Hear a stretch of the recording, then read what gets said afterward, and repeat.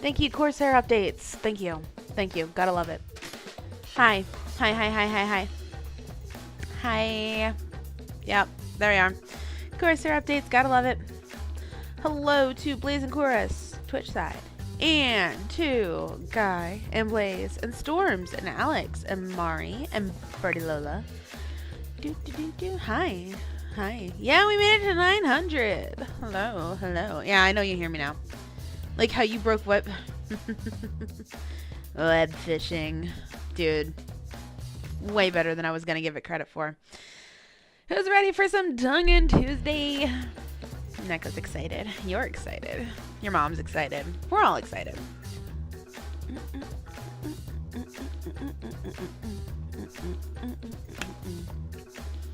Trying to fix my straw cup here. I love my straw cup, but so do my kids. And they like to bite the straws on my straw cups until they're like flat. And like these are nice plastic Starbucks straws. Like, frustrating.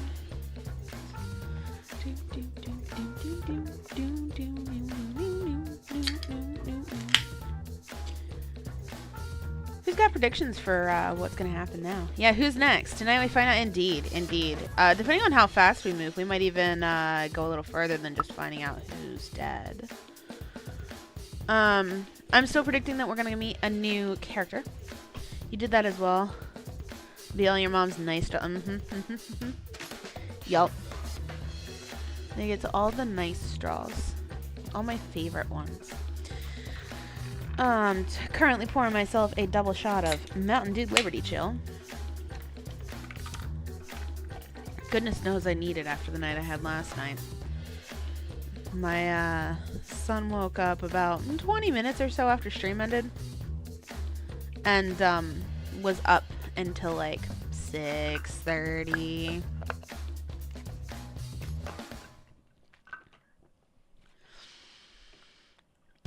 So I actually just woke up from a nap too. So there you go. Neko revival. Woohoo!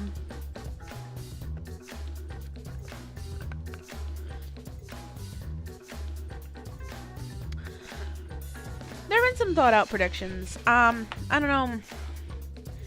don't know who I actually think is going to be next. Especially after... A part of me wants to not make predictions, especially after how hardcore slam dunk smashed it out of the park I made last one. So... there we go. That's going to be it. Chapter 2. A deep, pulsing darkness filled every crevice and fold, bleeding through razor-thin cracks, drifting unevenly between a nauseating black sea and a stifling, destitute vacuum. Obscurity murmured and bubbled underneath the heavy velvet pall. Can I just tell you that this Dangan game feels like somebody pulled out the thesaurus and threw as much big words at the wall as they could? Hello, Joey! Partially gonna be lurking as you're in the middle of a Roblox RP. Have fun! Competing vibrations through the void pounded and shook the air with a stiff, rich chord. The staccato hum echoed, threatening to break the eclipsing shadow. Like, come on. You can't tell me that they didn't throw a thesaurus at the wall and see what stuck. It's nice. It's good, but it feels unnatural. That's just what Zero's Escape does. No, not to this extent. This is like... This really did it. Echo? Echo! Ow! I opened my eyes as a swift and sharp pain struck my face. Yeah, I agree, Chorus. What gives? Missy was standing over me, her hand poised in a way that suggested she was the one who had firmly woken me up. I'm sorry, Echo, but I had to wake you up. I shook you, but you didn't react, so... I blinked several times as I rubbed my left cheek, my vision adjusting to the surroundings. It seemed I was either Missy or Ashley's personal room. I sat up in the bed, to see Ashley sitting at the foot of the bed, just in front of me. Missy was on my left, in a spare chair. Ashley, Missy, what happened? Well, for starters, it's about 9:15 p.m. You seem to have passed out after the trial earlier this evening. Hello, Keaton. Ashley and I were very concerned, so we've been monitoring you to make sure you were safe. However, I was worried. You stopped breathing in your sleep. I stopped breathing? Interesting. I can't have you leaving us so shortly after we lost our other two friends. I hope that your newfound title of Ultimate Memory does not begin to fail you so soon. Ultimate Memory. Ooh. What will that mean for us? Rosie, hi. That's right. Just yesterday I thought I was an ordinary student with no extreme talents or skills, and yet, in the courtroom, a revelation came to light, and I was given the unique title of Ultimate Memory. How am I? I'm cold. Actually. Now that you mention it, I've got like goosebumps up both arms. Maybe I should grab a blanket. But whatever that entailed, I wasn't too thrilled. Because despite that revelation, it wasn't the strangest thing to occur.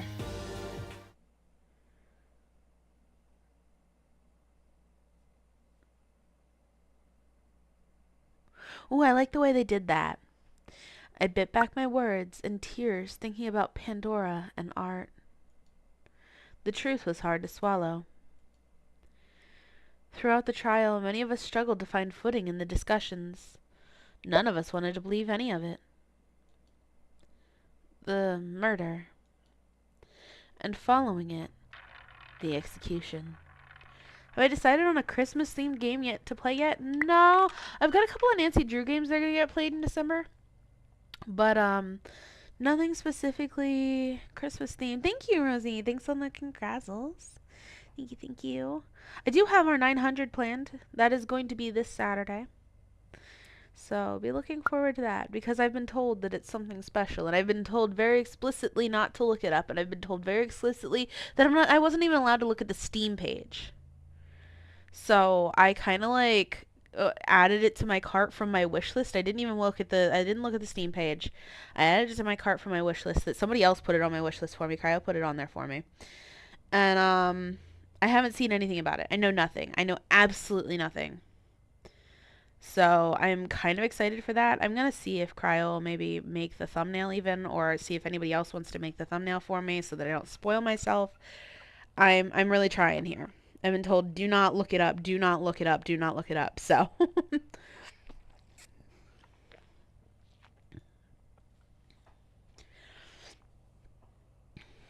the three of us sat in silence, haunted by the dark happenings of the courtroom. I looked solemnly at the other two. Missy and Ashley's faces told all, a tapestry of remorse and distress. Well, what's important is that you're all right now, Echo. Yeah, thanks, you two. I'm relieved. Ashley's voice was a whisper. First the door trap, then this. We exchanged few words, but we knew from emotions alone how heavy our hearts weighed. Missy breathed a tense sigh. Just the other day, Missy was so composed, but now... A voiceless iron curtain hung over us. There were so many things to address, but fear choked our dialogue. I looked up to meet Ashley's tearful gaze. And looking just past her, I saw something bright sitting on a cabinet in the corner of her personal room. It was a helmet. Ash? What is it, Echo? That helmet over there. When we first met up, I remember you saying you didn't have any personal possessions, but... Thanks for lurking, Kitten of Death. Ah! Yeah, I didn't mention it on the first day. I didn't want to talk about it then. Sorry, you don't have to. No, I think this should be brought up. Ashley's face sunk. She turned to face the cobalt blue item. I'm sure you can recall what I told you about the person this helmet belongs to. I nodded gently, and Ashley sighed deeply. Missy was quiet, politely listening. I got in a fight with my friend, another ultimate student. Silva Prower, race car driver. That fight was about the very preservation project we're involved with now. You're watching with headphones tonight and super glad you are. Echo is your Alexa's wake. Oh, no.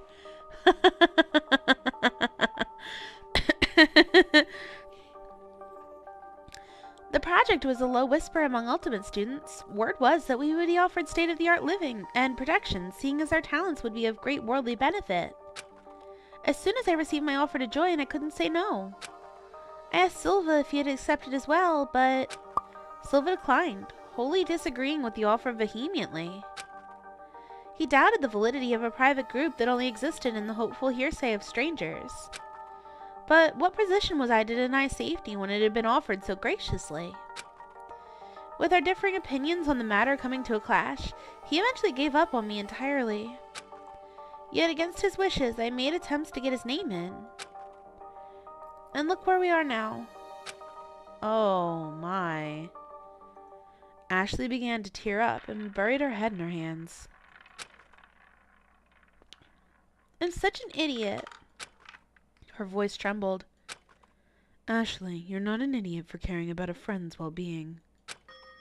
I was foolish for thinking the killing game would go away if I removed Echo from being involved in my troubles. Being involved with Ultimate students only leads to Ultimate levels of trouble. But I was wrong for thinking I could shoulder tragedy on my own. OMG, wing it high. Never believe scam folks, always ignore them. Ashley looked at me with pleading eyes. They were filled with deep sorrow and regret. I'm sorry, Echo. I realize now that it's more important than ever that we stick together. She grasped my hand firmly, but her own hands were shaking from fear. It was only natural.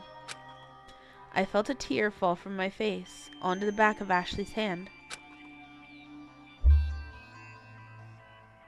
Missy's voice slipped in. Why don't we get something from the dining hall to unwind? Everyone seems rather tense, and I think taking a beat could help us just de-stress. Agatha Gacological, hello, Neko and everyone. Hi! Huh? How could you think of getting a snack at a time like this? I heard my voice cry in desperation. Pandora and Art's lives were just taken away. I'm sorry, but I don't think we're of sound mind right now. That's right. We shouldn't waste time doing nothing. Then what would you suggest we do? We need to escape. Missy, you're the ultimate tactician. I'm begging you. Come up with something. Anything. Any sort of plan to get us out of here. What's the point of ultimate talents if we can't do anything with them? Missy flinched. She looked away, attempting to hide her reaction. I realized what I had just said. I'm sorry. I went too far. Echo, it's fine. However, Missy's words betrayed her emotions. Hey! I am Agatha Cockological has joined the Lolita Syndicate on YouTube. Thank you. Thank you. So wonderful to have you here, and welcome to the Syndicate.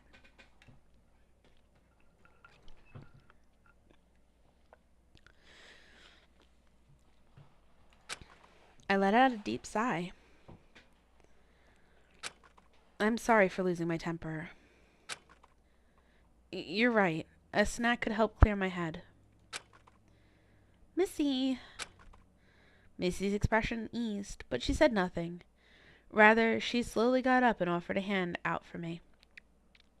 Done parking? How was my day, Neko? Neko's day was a sleepy day. Kids was up all night. And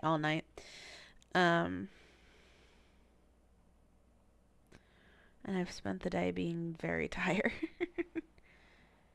Ha! I steal the catnip. Thank you for the catnip. Yeah, ha. She helped me out of bed, and we quietly made our way to the dining hall.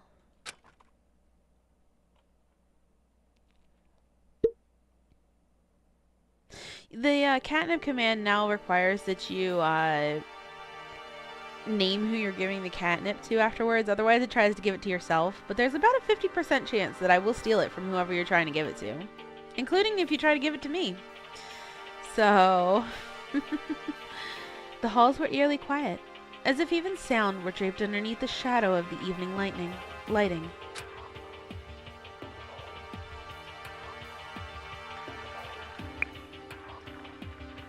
In the dining hall, we saw Forte, sitting in his lonesome. Evening, folks! Forte's voice was a low mumble, his posture stone. He sat with his hands clasped on the table, resting just before the dining table centerpiece, Pandora's basket of pastries.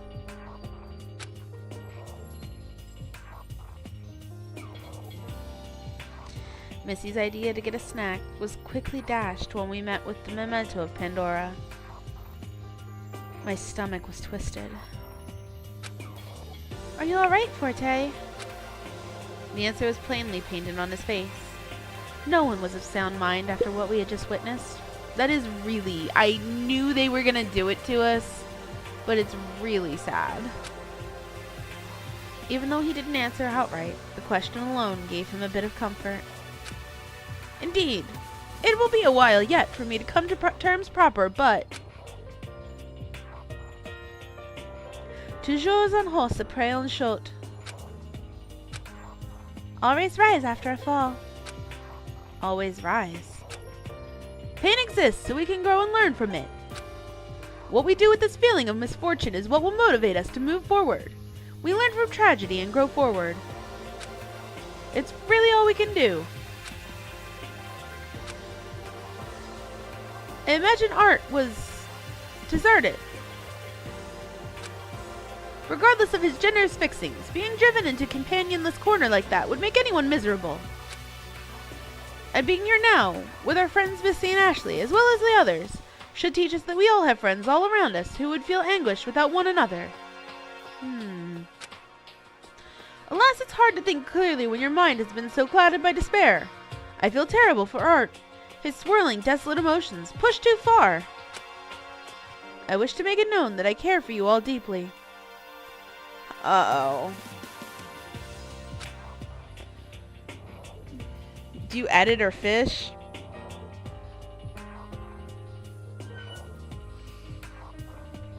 I know what I'm going to be doing after stream. Forte's melancholic voice stung my heart. Missy and Ashley themselves had a wistful look in their eyes as they nodded in assent. We hardly knew each other, but I could feel the bond of adversity bringing us closer together, our camaraderie knit together by taut strings of fear. If I may. I noticed, Blaze. I did.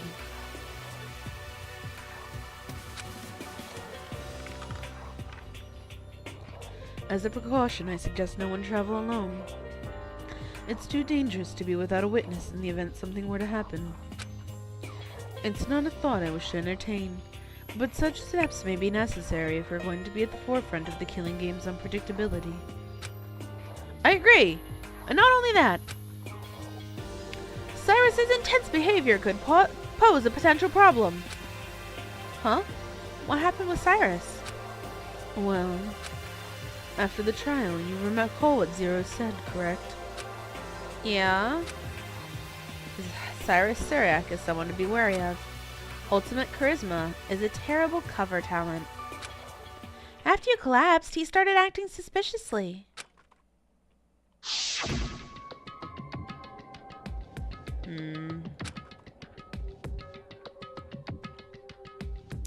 This was the guy I gave the gumshoe voice to, right, chap?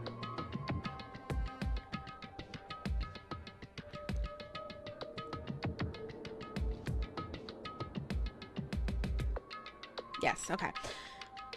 Seems to have gotten some distrust among y'all. No thanks to that lousy Zero. Huh. Cyrus, what's Zero talking about? There's no use hiding it. I think a reintroduction's only appropriate. The oh.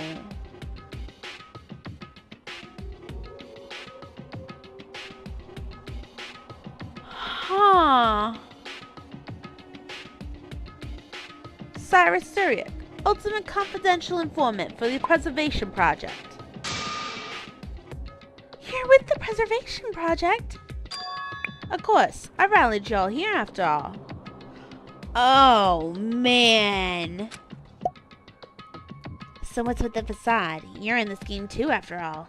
Did you think you could keep up the niceties all the way through? That's for me to know. All you need to know is this. You're all doomed from the moment you set foot here. I know for a fact. Nothing you do will save you from this game. And then he crept out of the courtroom, leaving us all confused, to say the least. After that, Missy and I rushed you to my room so you could get your rest. Saying Cannon have been unresponsive all evening. I don't know how Lyle is faring, but he is likely in similarly despondent shape. They've retired to their rooms as far as I know. However, if anyone would like to explore, find a partner to keep yourselves safe. I cannot guarantee everyone's safety, nor can I force everyone to follow my lead. But I hope you know I wish for everyone's safety. The talent was a sham. Yeah, no, I actually specifically called him out as faking his talent. We need to find, and we gotta force feed him 10 Popeyes biscuits with no water. Oh, that is a fate worse than death. Missy was strained. She was to protect everyone, but it was difficult since none of us knew what would happen next. I'm awfully curious about something, though. As we were returning to the foyer from the courtroom, I noticed there was a button for the 3rd floor lit in the elevator. 3rd floor? I saw that too! Missy, did you want to investigate the 3rd floor? It's late, but I did want to make a brief round to see what's in store for us. Okay. I'll come with you. Echo, did you want us to go back to your room for some proper rest? I imagine you've been quite fatigued lately. My stomach was a knot.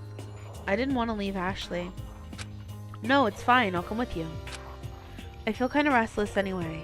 Walking around could help. Okay, but don't push yourself, alright?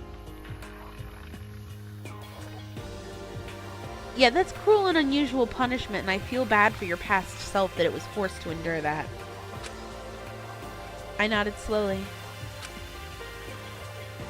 If you folks are going to explore, would you mind seeing me off to my living quarters? Missy and Ashley obliged, and we all left the dining hall together.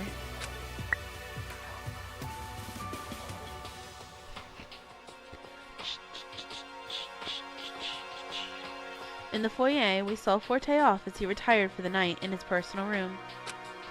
Entering the elevator again, we traveled to the 3rd floor that had recently opened up.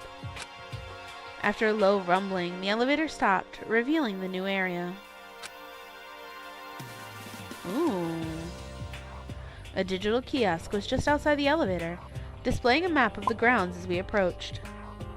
Did I see the clip you made? I do not believe I have, Mastermind Josie.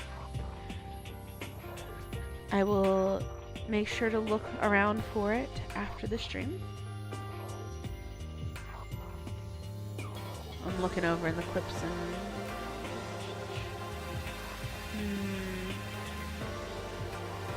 Actually, that's something I've been meaning to ask. If people who are Twitch side, please try to be making clips and stuff. Whenever we go raid, whenever they do shoutouts and stuff, people have been trying to pull up clips and I don't really have any. So there's been nothing for me to pull them up, and I've been crashing streams, crashing their overlay stuff. We need more shorts or clips, Twitch side, please. That'd be wonderful. A digital kiosk was just outside the elevator, displaying a map of the grounds as we approached. The 3rd floor landing hall led towards a single main hall that split into 4 rooms, 2 on each side. More living quarters. Interesting. A garage, an art gallery, a casino, and a smokehouse lounge. It also seems like there's doors between the casinos and the garage and the casino and the smokehouse and the garage and the art gallery. To me, that's really interesting that there's doors there. I feel like that's going to come into specific there's gonna be something specific about that. If I had to guess where somebody's gonna die this round, it's gonna be in the smokehouse. Seems like the location that I would bet on people dying in this round. And it's gonna be something like they escaped through the casino. Yeah, I don't know. For now, activity amenities are available to us. Let's go gambling! Yeah, right. On the left, there's a smoke lounge connected to a casino. On the right is an art gallery connected to a garage. We are getting an ad, Twitch side. But of course, they're closed to us from 9 to 7. However, Missy's voice trailed off. I followed her gaze to a smaller hallways that surrounded the perimeter of the main activity rooms. Familiar doors dotted the hallway. An unknown school emblem decorated the door, but Missy's eyes were transfixed on one. And Ashley herself was looking at another door that bore a similar emblem on it that I had seen on the race car helmet earlier. The slots have been cruel today. You're currently 1,000 fun bucks in the hole. Yikes. Huh? Oh my. There was another full set of personal rooms on the 3rd floor. Missy and Ashley looked at each other with astonishment. They swiftly ran to their respective doors, but before they could do anything... See you met the rest of your classmates. His flat, disembodied voice sent a chill up my spine. The two of them swung around to see Cyrus in a dark corner of the hallway. Cyrus continued, disregarding Missy and Ashley's grim faces. It's too late. Silva and Darlin, they're out of the picture. Ashley and Missy reacted to the respective names. I remember Ashley telling me about Silva, so the other unknown was in relation to Missy. The atmosphere was suddenly heavy, with paralyzing glares sent every which way. What? Mass bombs. What? Are you trying to do mass bombs, Mastermind Josie? Only mods can do the mass commands. Why do you know this? What exactly do you plan to do with these threats? Huh. He shrugged indifferently, unconcerned with answering the questions tossed his way. 2 words, wing it. Cyrus, who are you? I'm the Preservation Project's informant, chosen to handpick the class that appears for the gang. His leering eyes pierced the very air between us. But Uncle Pine, they're different. I was immobilized at the sudden mention of my name. I didn't even know if I was breathing. The 3 stood at a stalemate, a palpable dread radiating from their deadlocked eyes. Please stop your facade. Facade? You all heard Zero in the trial. The Cyrus you knew before wasn't the real me. He blew my cover, so here I am in full form. Cyrus let his threat linger. The astringent potential for disaster amassed a lead weight at the bottom of my stomach. Missy and Ashley closed in on either side of me, bracing themselves against his possible machinations.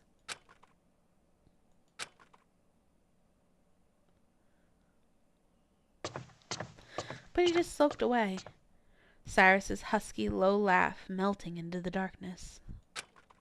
I was dizzy with fear, but Missy's firm voice kept me grounded. Hurry, let's return to the living quarters. She grabbed my hand, leading me through the dark toward the elevator that was some ways behind us. We hurried to the elevator and rode back into the main foyer. So did we have 2 other classmates and they're already dead somehow? What? Back in the foyer, soft light from the chandelier glittered, delicately lighting the main hall. There we crossed paths with Cannon, who was isolated in the foyer once again. Cannon! Ashley's voice was a whisper that didn't seem to reach Cannon's ears. We slowly approached her and saw her cold expression. Bonk the Twitch ads. There was a lame pun? What kind of pun was there, Keaton? Her face gave off a different demeanor somehow. Rather than the icy gaze, we were met with a stony, soulless stare. Cannon, are you alright?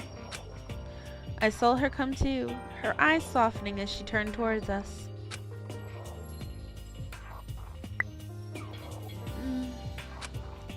She murmured a quiet affirmation. Her cold exterior melted into a brief moment of vulnerability. Then my curiosity got the better of me, and I capitalized on the brevity of silence. VPN joke instead of Black Friday, it's Block Friday. That is a stupid pun. Anywho.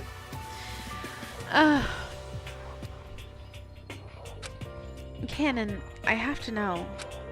Why did you run away when I collapsed from electrocution? It's only natural to feel fear when you see someone get hurt. Uh-huh. I was frightened. It's odd. I wanted to leave this mansion as soon as I woke up, but something stopped me. She gripped the instant camera she had hung on a short wrist strap. When I woke up in my personal room with only this camera in my possession, I couldn't help but feel unnerved. So I stood in the foyer wanting to leave, but felt unable to due to a mysterious bad feeling. As it turns out, that feeling was right. After I saw you scream and collapse, my suspicions were confirmed, but I didn't know what to do. I waited for someone, anyone, to come and see you so they could handle it. Forte. You know what happens from there. She and Misty are the ones you're interested in the most. You feel there's some major plot reveals that involves them. So I was actually saying to Blaze that Cannon is in my prediction for who survives.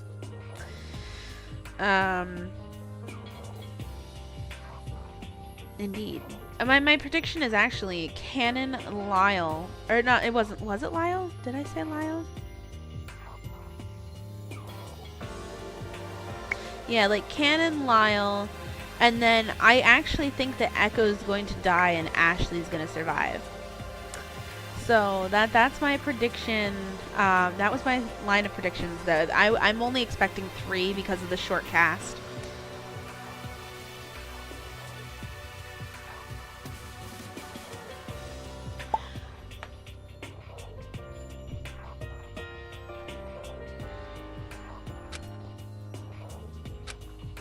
I left someone else to help you because I didn't want to deal with that event. Although her face was no less intelligible than before, her voice was shaking. She was just as scared, if not more, than I was. She desperately wanted to protect herself from being the one who would point out the culprit as long as possible, knowing she couldn't delay the inevitable revelation. Cannon sighed heavily. Excuse me, I'm going to bed. Cannon briskly walked toward the living quarters. Missy and Ashley gave Cannon a soft goodnight each as she retired for the night. With nothing left to do in the dark of the night, we followed suit to our individual rooms.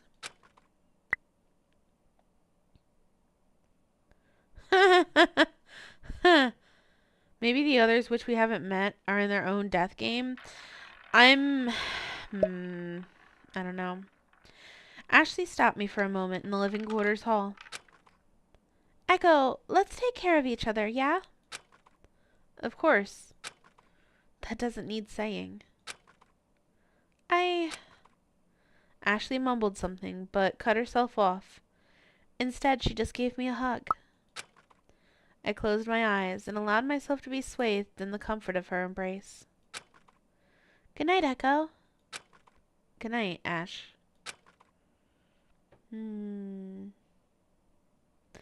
Entering my personal room, I felt more alienated. This personal room, the comfort and luxury must have been fabricated, creating a false sense of comfort. And behind that sense of comfort, a facade of terror and malice was hiding. A killing game with no remorse for the participants.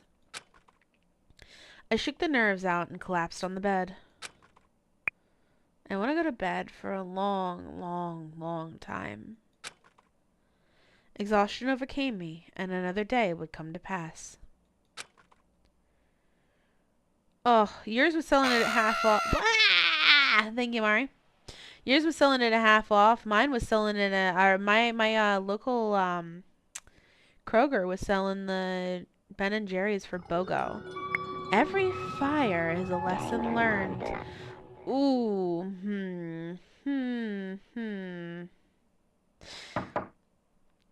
All right.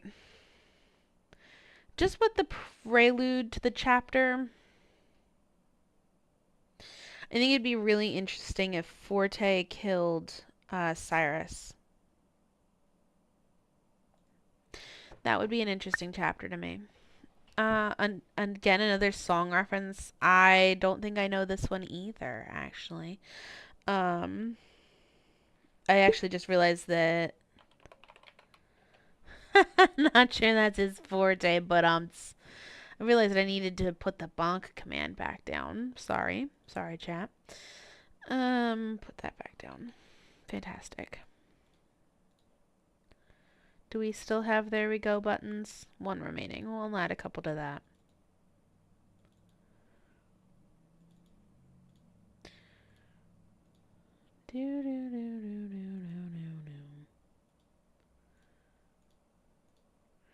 There we go. There, I fixed that up a little bit. I opened my eyes at the sound of knocking.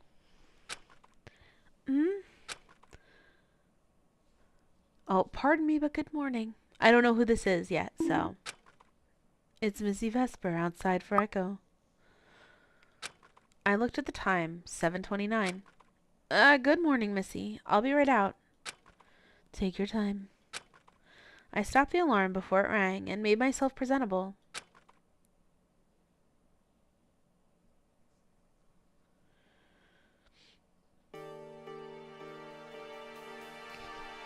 I think that's why I expect him to die soon, okay? I actually think it would be really interesting if somebody just, like, couldn't take it and killed him. And I don't know. It would be an interesting one. It's not my prediction, but it would be interesting. I stepped out of my personal room to greet Missy. Blorb, you changed your name again. That feeling when you exist in this world and you realize that you can do whatever you want within the laws of physics, and you further realize that you still confine yourself to the rules despite...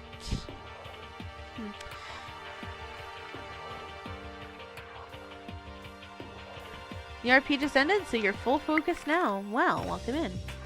I stepped out of my personal room to greet Missy.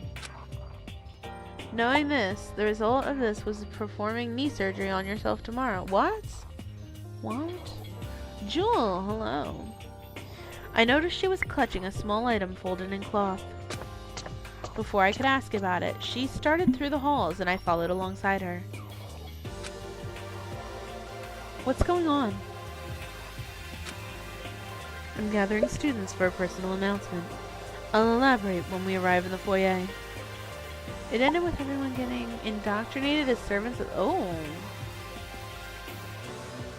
Interesting.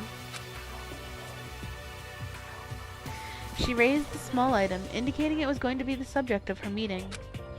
You were the last student I approached. Those who won't be present did not answer when I knocked, however. When I approached Say, she replied through the door that she wasn't going to move at all. Ooh, Say might...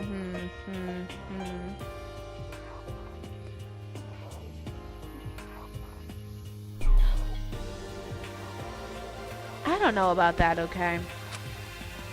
She said that if she was going to die, it would happen regardless of what she did. What?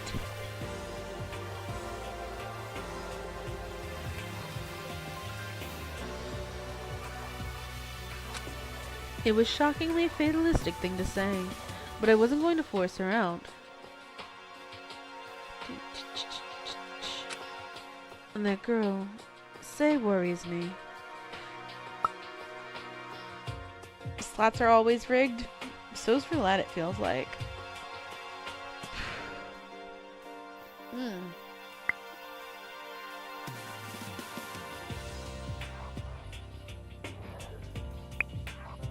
Do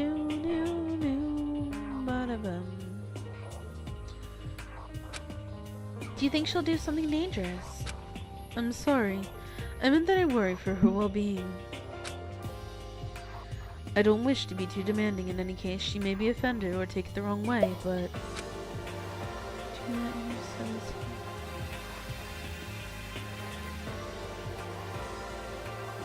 Blurb, what are you on about? It's not 50-50, Keaton. It's almost 50-50 because there's that one green spot. Blurb, you're making me moderately uncomfortable. I would appreciate if we could stop talking about knees. Oh, you're on NyQuil? Okay. I think you need to, like, put the NyQuil down. Can we please put the NyQuil down, maybe, please? That'd be fantastic. Blaze is feeling really cheeky tonight. Why do you say that? Yeah, go to sleep, Blurb. Go to sleep. We'll see you tomorrow. Good night.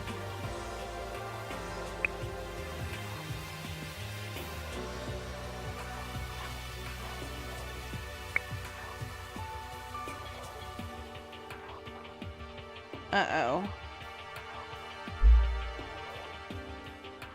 Shit. Hold on, chat. I just got an email about something that's mildly concerning.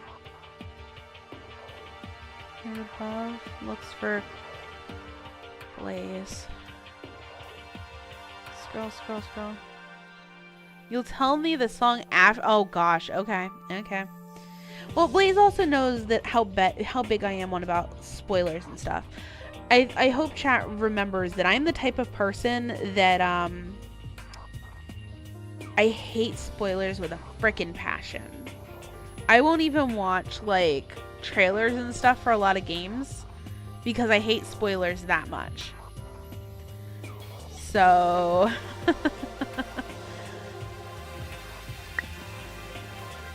as much as spoiled it, no, I would rather have spoiled eggs. Missy sighed. She seemed upset that she couldn't do anything to help Say. I'm sure Say appreciates the sentiment. We just do what we can, right? I apologize. You're absolutely correct. Missy's expression eased as we finally arrived in the main foyer.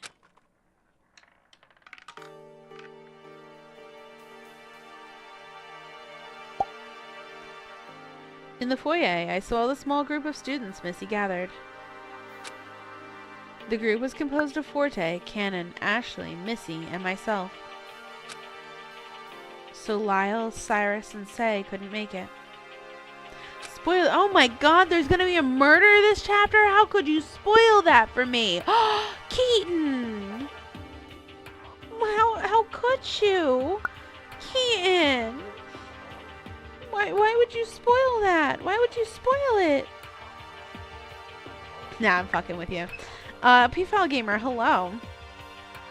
Just 1 second.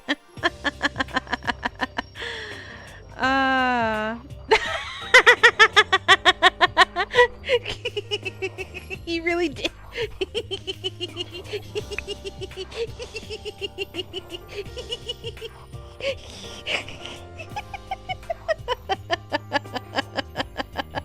That's so stupid.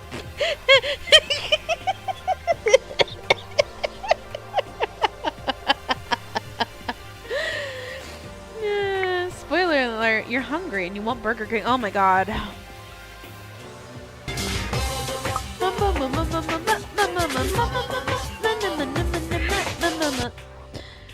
You decided to fish and edit at the same time. So real of you, Wing It. So real. You know, I laugh. One of these days, one of you is actually going to hit up the treat stream and send me something before they close. And I'm going to laugh so hard at having to take a break to go get food that somebody sent me. You could go for a rodeo cheeseburger right now from BK. Oh.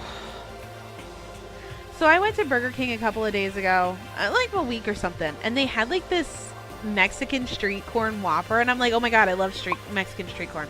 I love elotes. I love it. They're one of my favorite foods in the world. So I bought it. Let me tell you, it is one of the grossest things. Gross. Absolutely disgusting. Do not buy it. Do not subject yourself to it. I don't know how it passed the quality checks. I don't know how anyone would want to eat that. It was the most disgusting thing I've ever put in my mouth. It didn't taste like corn at all. Don't subject yourself to the straight corn burger from Burger King. Ugh. Their new fried pickle fries, though, are really good. Your brother wants to get the T-Rex. Whoa, there's a T-Tex burger? T-Rex burger? That sounds interesting. Wendy's? Hello, Wendy's? Okay, we need to get back on. You legit like BK? I legit like BK too. But that street corn burger, bleh. You don't think you have that in Canada? Lucky you. Anywho, back to the game because we're trying to get places tonight. I'm not surprised Cyrus is absent given his behavior last night. And Lyle should be a person of concern as well, since he was so distraught from the conclusion we came to. Discovering Art was the culprit behind Pandora's death. Art just wanted to protect us. It's not his fault Pandora had an incredibly suspicious note. I don't imagine seeing her with the note helped, what with his head being so full of distress. The note is fairly damning. I never would have thought she would be in possession of such an oddity. Second day in a row, your boss. Oh no, Cryo. Oh no. The sprites are really pretty, Jewel. I agree. But despite that, I feel like she had good intentions behind it.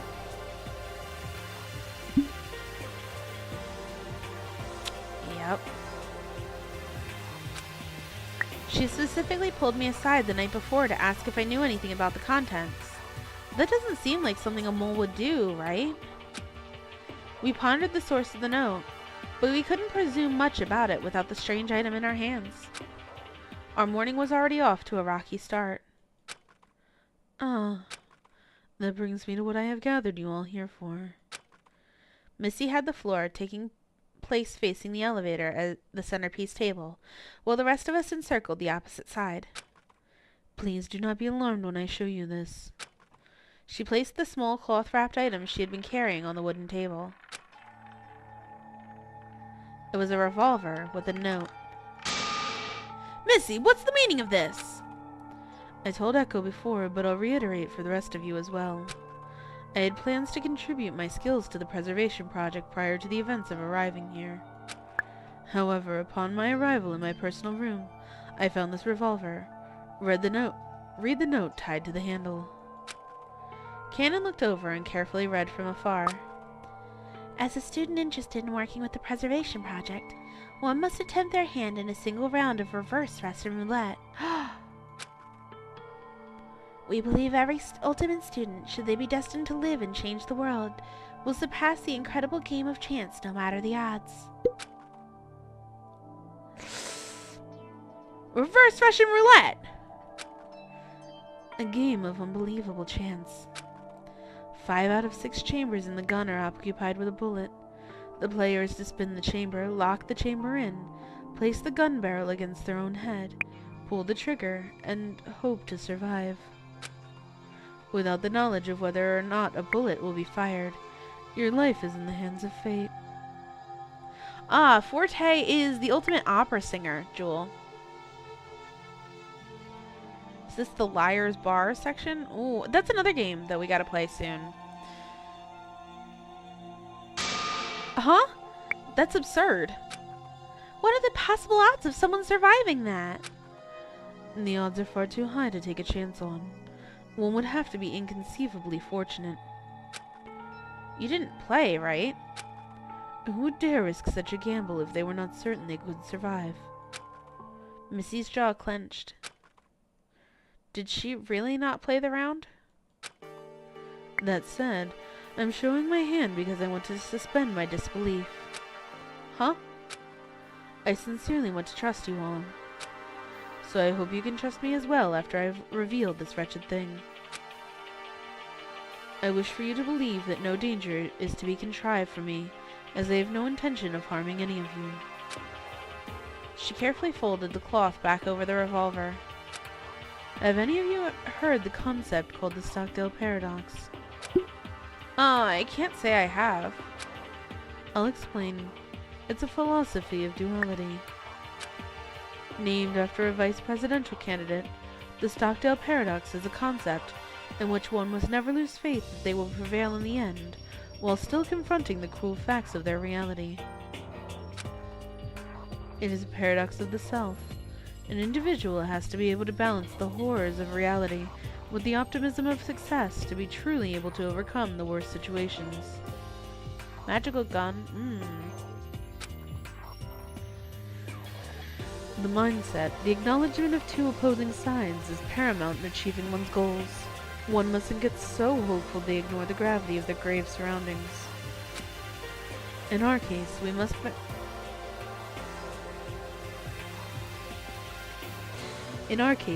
balance the hope that we will escape the clutches of this place against the despair of the ultimate death within the walls. That's a typo. We must balancing the hope. No, we must balance the hope. The four of us were petrified. Hope? Despair? It was hard to process. Thank you for placing trust in us, Missy. We will not let you down. Cannon remained silent, but nodded in agreement at Forte's statement. Thanks, Missy. You're risking a lot, but if none of us plan to kill, then there really shouldn't be anything to worry about. Of course there shouldn't be anything to worry about. We're all reasonable people, but fear is a powerful tool. By showing you this item and telling you my intentions, I hope to dispel any fear among us. Among us. Ooh, that blow at the end. I'm sorry. What ultimate is Ashley? Ashley is the ultimate horse jockey. Would you touch the gun? No. I actually have like a big fear of guns. Would not, could not, couldn't make me. No way, no how. Vesper is sus. Interesting. You have to look at that. I'm sorry, honey. I'm sorry to anybody wearing headphones. I didn't mean to blow out the mic like that. I see. Thank you for your cooperation and understanding. I couldn't believe how bold Missy was being. She could have easily left the gun in her room, out of sight, essentially out of our realm of existence, where no one could cause harm with it. But she was venturing with high hopes that our group truly had no ill will. See, everyone agreed. No one would dare fire the gun. Even so, in a game of killing, a weapon presented itself seemingly out of nowhere. Stranger so, it seemed like some students were left some sort of item in their rooms upon waking up. First, Cannon remarking upon her camera. Then Ashley having Silva's racing helmet. And finally, Missy with a revolver. Who's the protag? That would be us, Echo Pine. We've been revealed to be the ultimate memory. It is a newly gained title at the end of the last chapter. Who was the culprit in chapter 1? For those of you who don't want the spoiler, I'm going to give it a couple seconds for you to mute the stream. Last chapter, Art killed Pandora. Gonna give it a couple of seconds for those who did not want who muted to come back to us. I also recall Forte having something that was seemingly out of place from the mansion. When he took care of me after I was shocked, he had... I feel like he had a scarf. Oh, he had a scarf since I first met him. Sheet music probably then? That's right. Okay, sheet music. You asked the electrician to fix your breaker box, but he refused. He was leafing through some sheet music. I wonder, What was the meaning of this? Ooh. As I pondered the strange trend, the sound of glass shattering filled the room.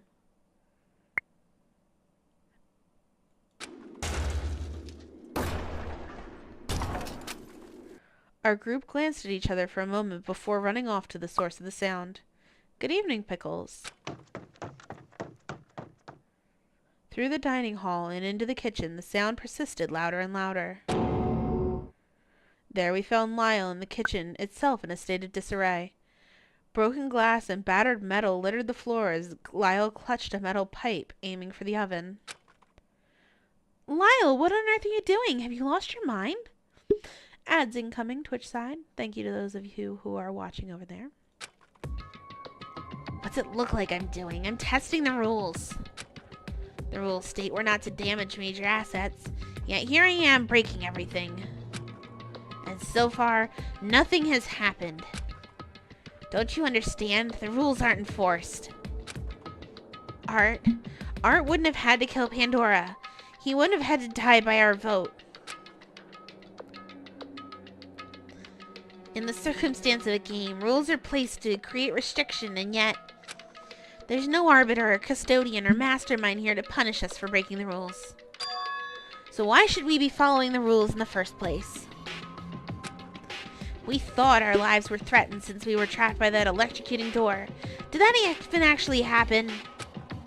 What do you mean? Of course that happened. Why would I lie about something like that? You were the only one who was afflicted by it. For all I know, Echo, you are the mastermind behind this. What?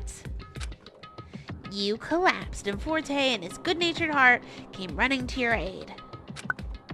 That collapse could have been entirely fake. Because of that, we were simply trapped by our own fears. Yeah, he has kind of lost it, I think. Be that as it may, the fact remains that the door was armed and is currently barricaded. There can't be no reason for that. Despite Forte's observation, Lyle ignored him. He was completely absorbed in his thoughts. Art didn't have to die. He didn't have to die. He didn't have to die. He was muttering to himself as his grip tightened on the pipe. Lyle's eyes gleamed with intent. Those enraged eyes locked onto mine as he dropped the pipe, the metal crushing the glass debris into dust. Ooh, Cryo, that would be a really... That is a really interesting theory. It would fit the Zero's escape theme even a little. I'm not gonna die. Not after him. Uh-oh. With impeccable timing, an announcement rang through the halls. It is now 9 a.m. And welcome to day 4 of 7. We're already halfway through. How exciting. However, there are far too many people alive right now, and we need to fix that. Today's force motive question is, do you believe your talent can benefit all of humanity? Yes, as ultimate students at the top of your field, society will expect you to contribute yourselves and respective talents to the world as a whole. Ponder this question as we set up our next motive for you all. Coming soon to ultimate students everywhere. I listened to the announcement best I could, but the rest of the group paid no attention. Instead, they were trying to calm Lyle after his spiel. Lyle, we want to leave too, believe me. But we should put our heads together and come up with a plan instead of wrecking everything. No, you'll only get in the way.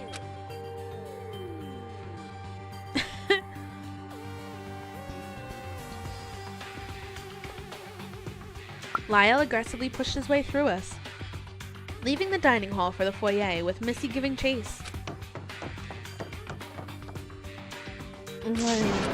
Stop it! Stop following me!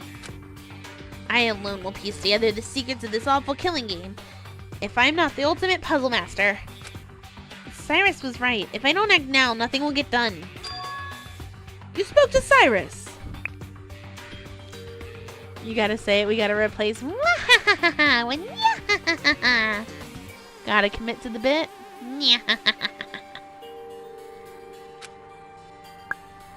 I ran into him this morning in the kitchen. He doesn't concern me in the slightest. With how Cyrus is behaving right now, there's no telling what will happen next. You really ought to be more careful about him.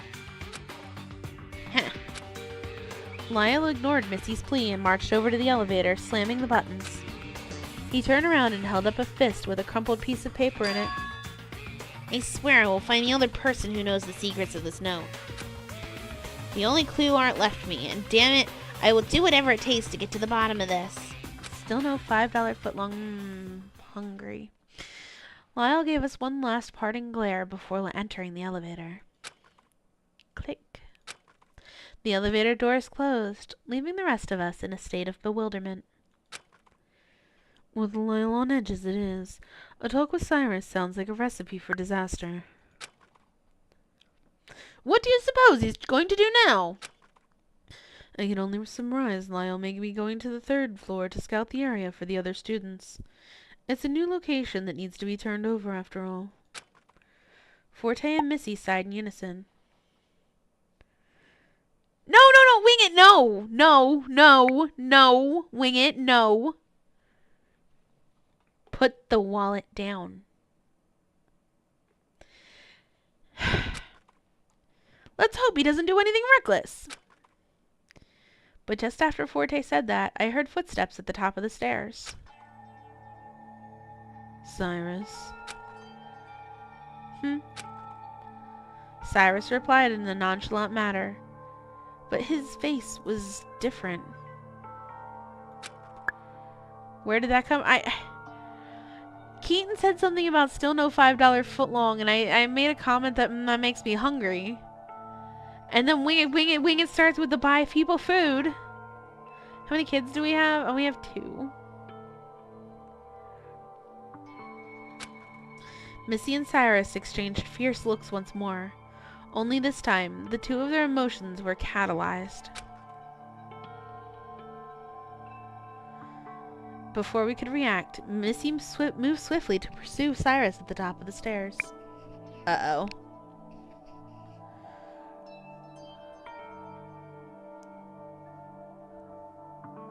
There was a Twitch ad for a 6 in the subway for $6.99. Oh, 6-inch subway for $6.99. Oh my god, that's awful.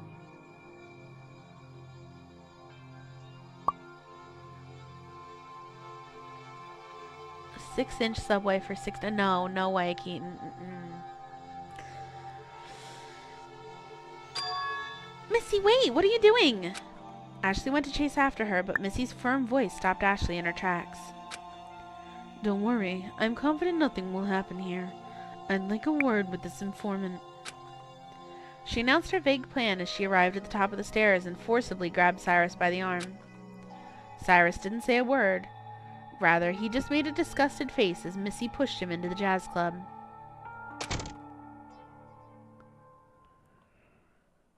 That's not a deal. That's robbery without a weapon. Yeah, for real though. She slammed the door and silence befell the group. Should we be concerned? Missy has a plan. I have faith she will carry it out to execution with the least casualties. That wording, Forte. I don't like your wording. Yeah, Miss Ultimate Tactician probably has some cards up her sleeve. Let's just leave her be. Cannon made a rather snide remark, but that said, it seemed like everyone was confident Missy had a plan, seeing as no one went to pursue her. I hate it here. Why don't we carry on the investigation ourselves?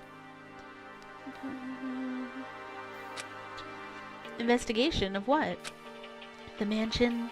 We still haven't found a way out of this place. I agree. The 3rd floor opened up to us last night, so there could be an opportunity for escape. Cannon, would you like to join me? Missy proposed traveling in pairs to protect ourselves, so if I may. Sure. With a stern reply, Cannon briskly began escalating the foyer stairs. Excuse us. Forte followed suit, which left me and Ashley in the foyer. We should check out the 3rd floor again now that the amenities are open. And hopefully we'll find those other students. Her voice was low. Ashley was pale with worry.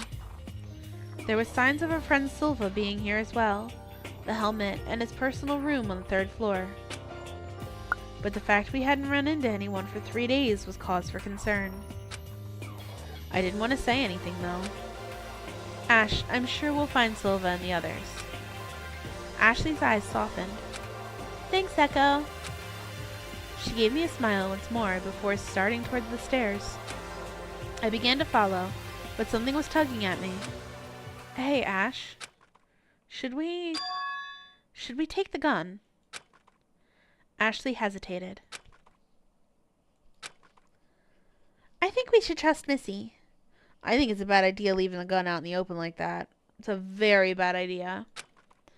We should trust everyone. It's ridiculous, though. I mean, trust? It's such a lofty and tangible concept. Who can say whether or not someone will uphold it? Echo, are you saying you won't?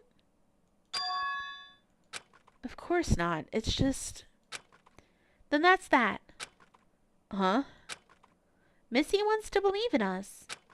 And I'm guessing from our observed behavior during the trial last night, she has no reason to believe any of us are malicious. In fact, the one person she thinks is most dangerous is Cyrus, and she is dealing with him personally. She placed her trust in us. Now we just have to trust her. It's give and take. I see. Trust. I pondered the concept as we made our way toward the 3rd floor.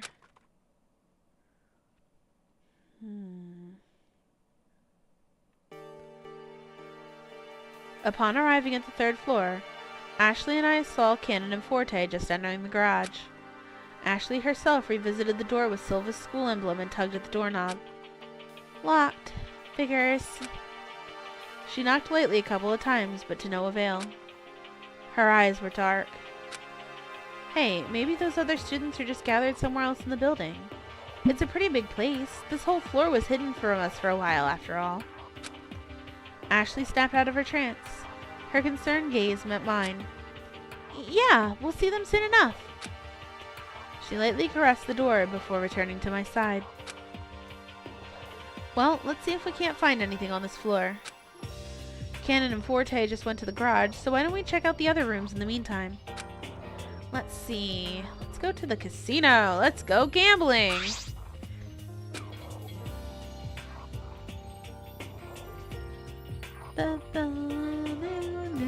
Ooh, interesting location. We visited the casino, a dim room with an expensive design. Among the room pairs, this room was connected to the smoke lounge by a set of double doors on its left wall.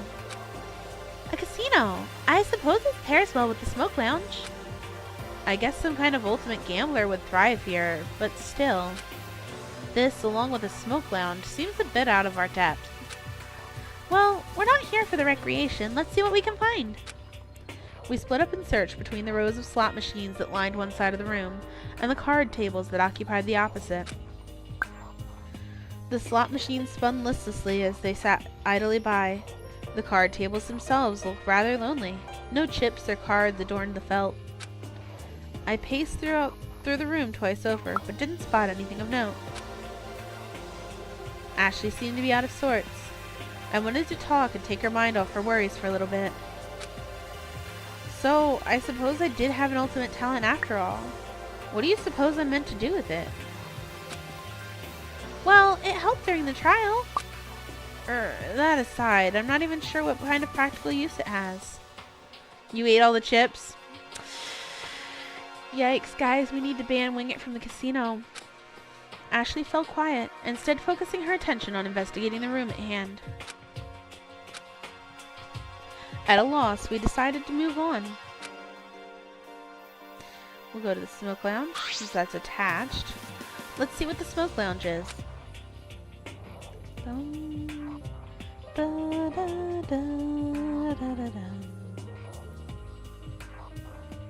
We entered the smoke lounge, a large room with a rustic design.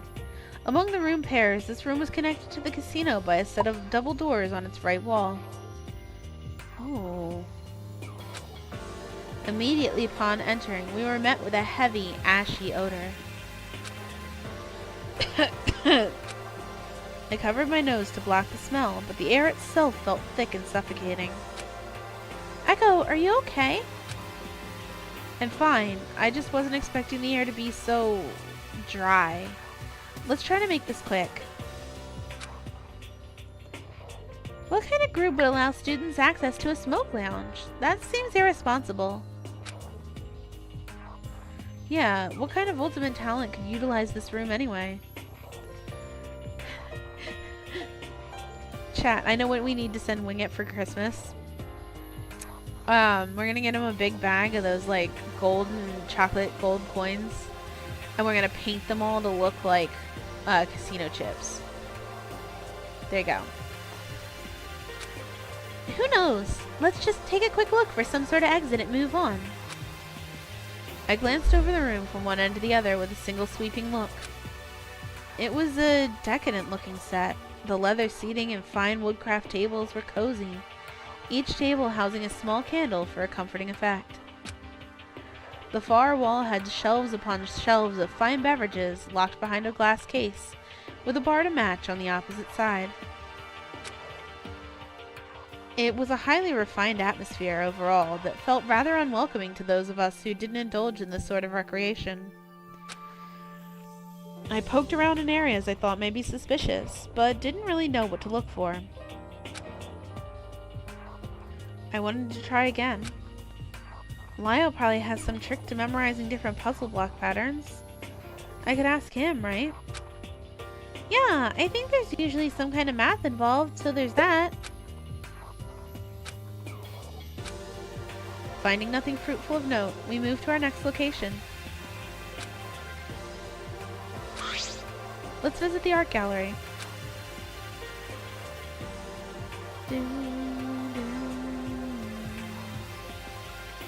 Ooh, ooh, ow, my eyes. Such a different vibe. This is harsh compared to the last two rooms. Crossing the third floor hall, we came upon the spacious art gallery.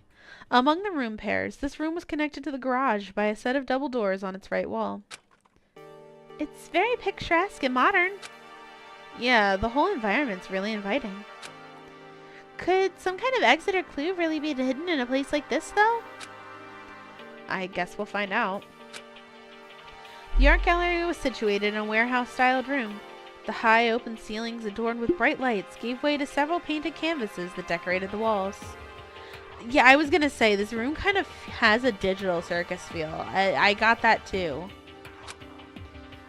Large, colorful work tables were lined up at the center, facing a small stage that held a sculpture up for artists to see. Off to the side was an inset closet stocked with shelves chock full of supplies. We kept coming up short in our investigation, shuffling the lengths of the room in silence. I stopped peppering Ashley with questions pertaining to my talent. She clearly wasn't in any mood to address it. Oh, Echo! Ashley sighed. This whole ultimate debacle, such a thing has no bearing on what we have. You don't need to find any sort of use for the talent. I couldn't tell you what all a jockey could do for the future. Was it too much to simply wish for safety? That in return we must contribute everything in our power to get something so basic? I wish the projects weren't so incessantly utilitarian about our talents. Another heavy sigh. Pandora said something like that on the third day in response to the forced motive question. That baking was simply her passion. Sorry, the talent assignment was so weird and out of nowhere. To be honest, I'm not even sure I believe it. I just wanted to take your mind off. I let the sentence hang. I didn't know where to go from there. Thanks, Echo. We kept looking.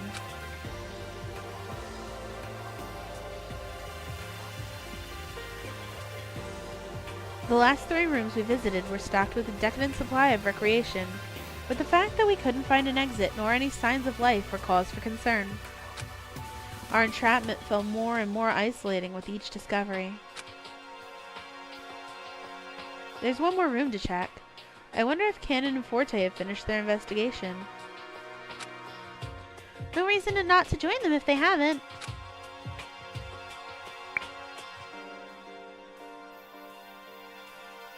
Ooh, okay. Ashley and I entered the garage through its heavy double doors. There weren't any signs of Forte or Cannon in the room. The garage was another warehouse-sized room that housed a large collection of vehicles. Vehicles of various makes and models lined up the warehouse like a row of soldiers. The luster of each steel body gleamed proudly under the beams of display lights. A car collection. Huh? I turned around to see Ashley shaking. Is this a joke? Ash? This is some kind of sick joke, isn't it? I went to Ashley's side, but was shrugged away as she stumbled towards a cobalt blue race car. She laid her hands on the hood of the car and stared a hole through the windshield. This is Silva's car. The look on her face was filled with mixed emotions. Oh no. I gripped her shoulders firmly and shook her out of her daze. Snap out of it! Ashley blinked and took a step back, but her head was hanging low. Echo, this is a sign. It can't simply be a coincidence, can it? Her voice trailed off. It seems we came to the same conclusion. It was entirely possible that Silva was also captured, made to play a killing game. But she would never want to hear that. Ashley, all these signs must have been set up to get a rise out of you. Huh? Think about it. The mysterious group infiltrated the preservation project and kidnapped us. They must have known about your fight with Silva and are using it against you, using it to vex you, to motivate you into doing something horrible. They're playing mind games with you, Ashley. You don't have to worry about Silva. I told her these things, but they were all a lie. Even so, I couldn't stand to see her in such despair. Ashley rubbed her eyes and I saw her body relax. Yeah, you could be right. She sniffled out a voice of gratitude. Thanks, Echo. What are friends for? I gave her a small hug. I'm gonna step out into the hall for a bit if you want to keep looking.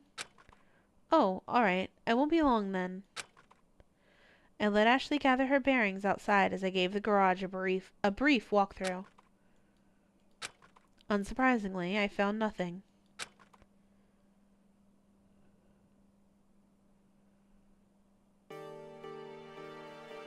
I left the garage, disgruntled at the lack of clues for escape.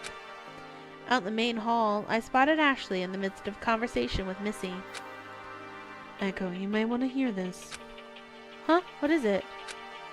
As you know, I had a conversation with Cyrus. Yeah, that was kind of scary. But I'm glad to see you're alright. Worry not. I'm here in one piece. I wanted to bring your attention his strange behavior. You see, I tried to reason with him, to talk to him from one person to another. But it's almost as if after he was exposed, he's been putting on a facade. I'm sorry. It's difficult for me to explain this gut feeling I have about him, but I have my suspicions. Zero said Ultimate Charisma wasn't the real Cyrus, but could it be the other way around? The other way around? What do you mean? I was thinking, when Zero uncovered Cyrus's false talent, revealing his true title, Cyrus's behavior became stilted and insincere. Perhaps charisma truly isn't his talent, but his behavior under that title seemed organic. My apologies, I'm just thinking out loud. Hello, Fluffy! Hello. Although to see for myself, I wanted to talk to some sense into him, but he remained steadfast and stubbornly irksome. If he continues to behave strangely, we might have another tragedy on our hands.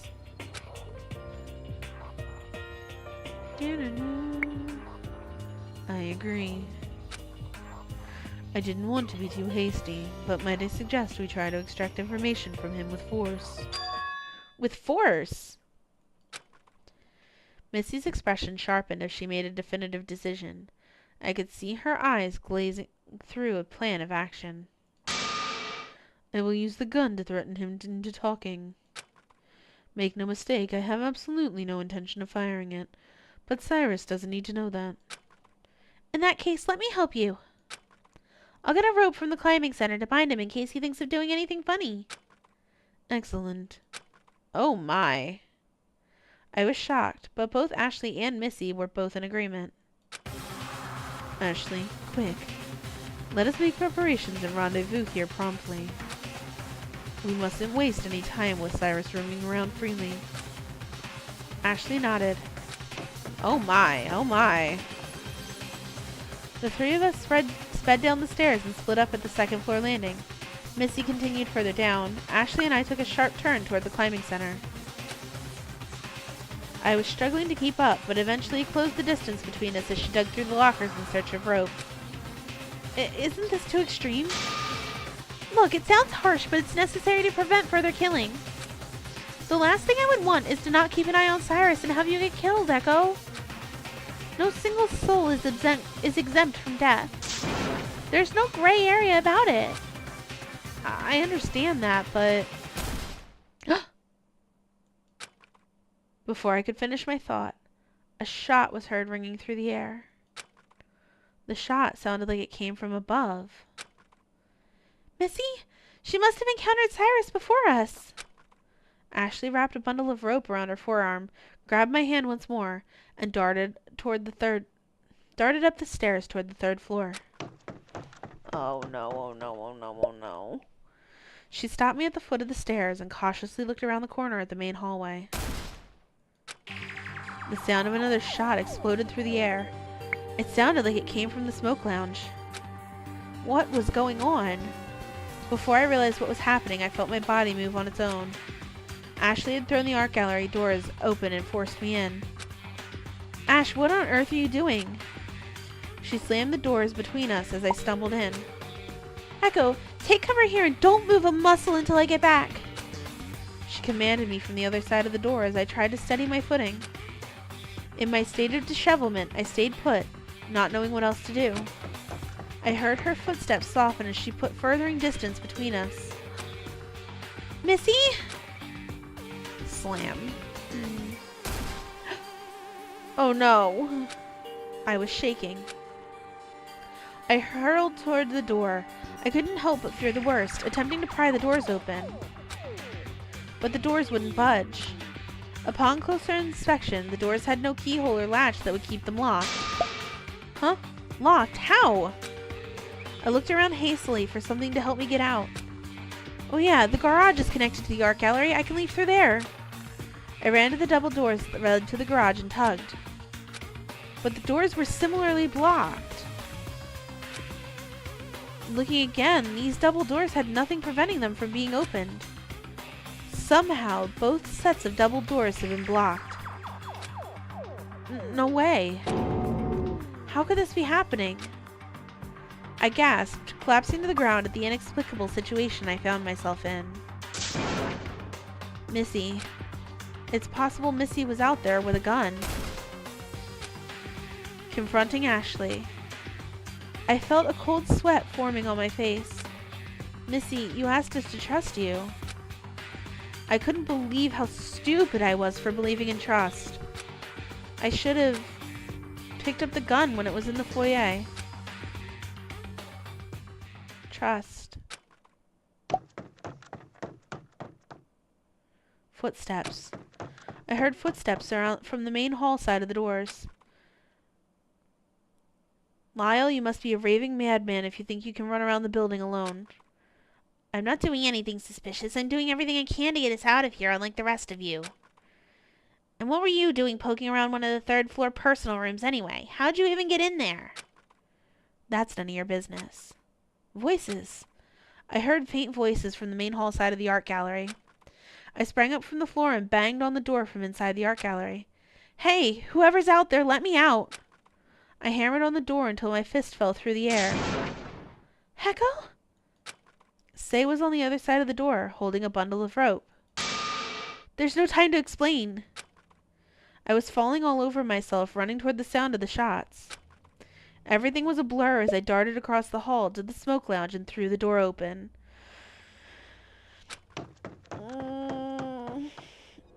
Oh, and there he is. He's dead. I don't think it's Missy. Damn it!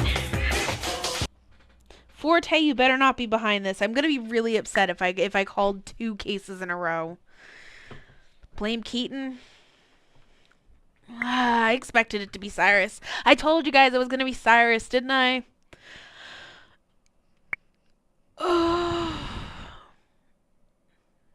Honestly, with the timing, I think that it can't have been Missy. You'll plead the... Of course you'll plead the 5th, Blaze. I would be upset if you didn't. So this was Cyrus. He was originally came to us as the ultimate charisma. However, it was further explained that he was not the ultimate charisma.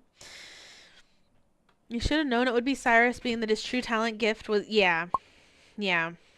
I mean, I said it. Didn't I? I sharply inhaled and trembled at the sight. Say shook out a small startled response before disappearing from the smoke lounge entirely. I stood rooted in place, fear and confusion paralyzing me. The smoke lounge was in a complete state of chaos, with Cyrus's bloody body drawing my gaze. Furniture was strewn about, glass cabinets were shattered, and fabric sprinkled the messy floor. My head stung. The miasma of alcohol rushed through my senses, mixed with the thick odor of smoke and the metallic scent of blood, creating an awful and nausea-inducing headache. The double doors that connected the smoke lounge to the casino were ajar. A morbid curiosity... Oh, no. I cautiously approached the slight opening. I pushed slowly and...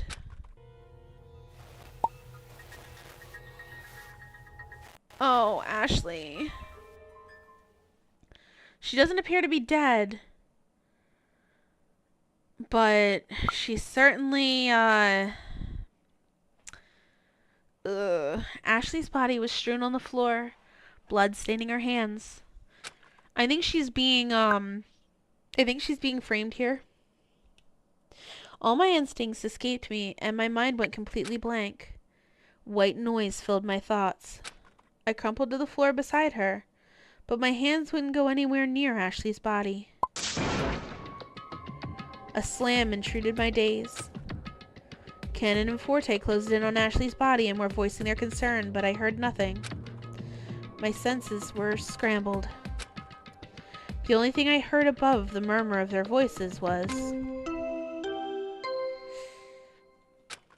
the eerie chime indicating, "A body has been discovered in the smoke lounge. You'll be granted a period of investigation, and then we will begin our class trial.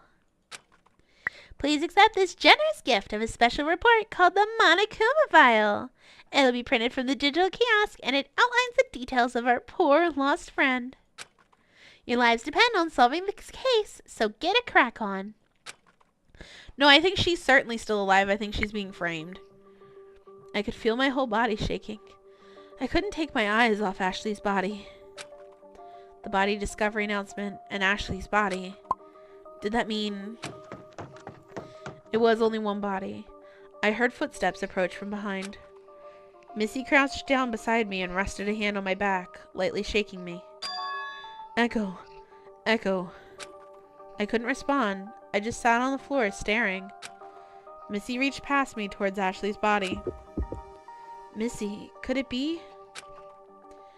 Life moved in slow motion as I tried to connect what I heard outside the gallery to the horrible scene at hand. Missy carefully moved Ashley's hair and placed 2 fingers at the side of her neck. Missy, don't you dare touch her! She's alive. She's alive? Hello, Guy. Thank you for the catnip, but no sips for you. My heart was pumping, and I felt new life breathed into me as I processed the revelation. Look, her bracelet is in a neon pink. Her pulse is extremely weak, but Ashley is alive nonetheless. Isn't there an infirmary anywhere? She needs attention, quickly! I'll check the casino kiosk for a map. Cannon swiftly left as the rest of us gazed in astonishment. My stare remained on Ashley's bracelet. Missy was right.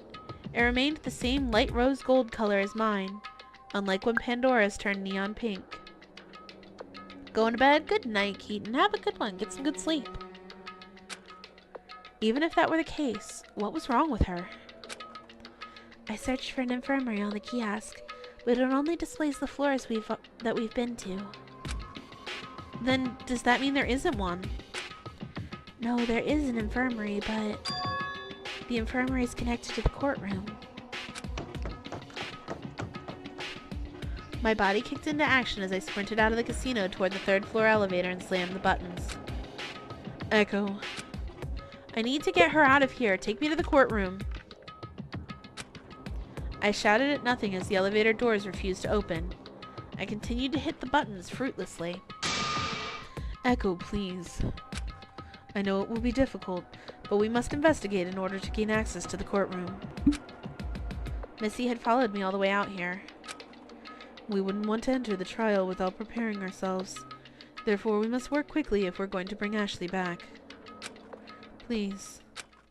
I slammed my forehead against the elevator door in defeat. Damn it. Ashley.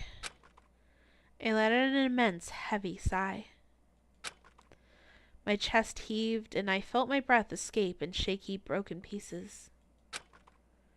I'll do whatever it takes. Yeah, there's a lot that happened we don't know about. That's true. I dragged my feet as Missy and I made our way to the crime scene. We're doing this again. This horrible, horrible thing. Searching for the culprit behind this sickening scene, only to put them on the chopping block for the game to continue anew afterwards. The cycle was torturous.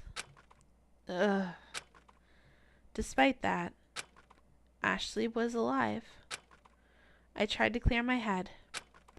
Yes, Ashley was barely hanging by a thread of life, but she was alive regardless. I needed to figure out who did this. Someone took Cyrus's life and threatened Ashley's. There's no gray area about it.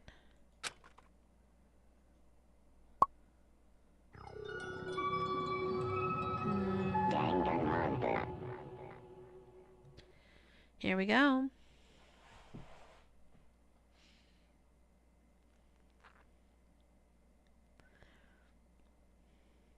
Forte propped open the double doors that kept the smoke lounge and casino separated so we could move freely between them.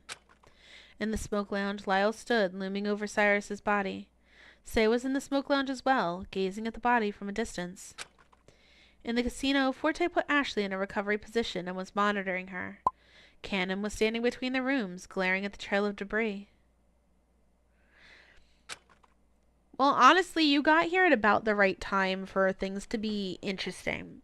So at the beginning of the chapter, it was revealed, well, Cyrus revealed that his real talent, quote unquote, was the ultimate informant for the preservation project. However, he seemed to be putting on a front, possibly. A lot of stuff was talked about, like with discovering new areas. There's people that were apparently there that are now missing. You caught up with all the VODs? Fantastic, Alex. But honestly, as so far as the case goes, I think this isn't the important part we're starting at. I mean, he did just die. Ashley threw us into the art room after we heard some gunshots. He might not have been, yeah. So Missy thinks that he's lying about being the ultimate informant. He seemed more himself when he was acting as the ultimate charisma. So it's possible that both are lies. You're pretty sure Ashley's being framed? Yeah, same. It does seem to be that way. It also looks like they're probably aiming to frame Missy. I'm not so sure that it was Missy. I'm kind of leaning towards it being, Forte is what I said at the beginning. What if this is a suicide? No, there's no way. I don't see the gun.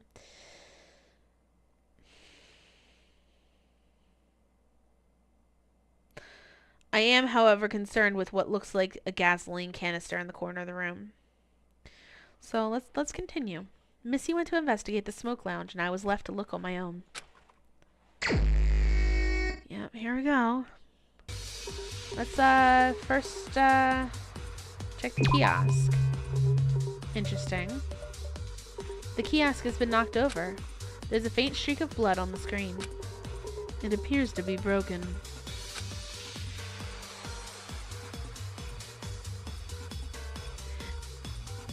I mean, Alex, even putting one of these games together can be a lot. Between writing and figuring out everything. Animation isn't everyone's forte. But, how do you figure?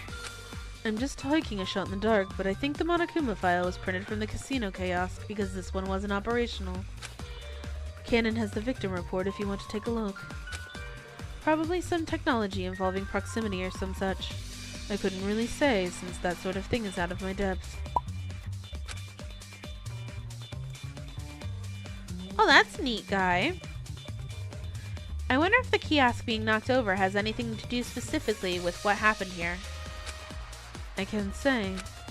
The streak of blood implies that he may have been interacted with, but to what extent is beyond me.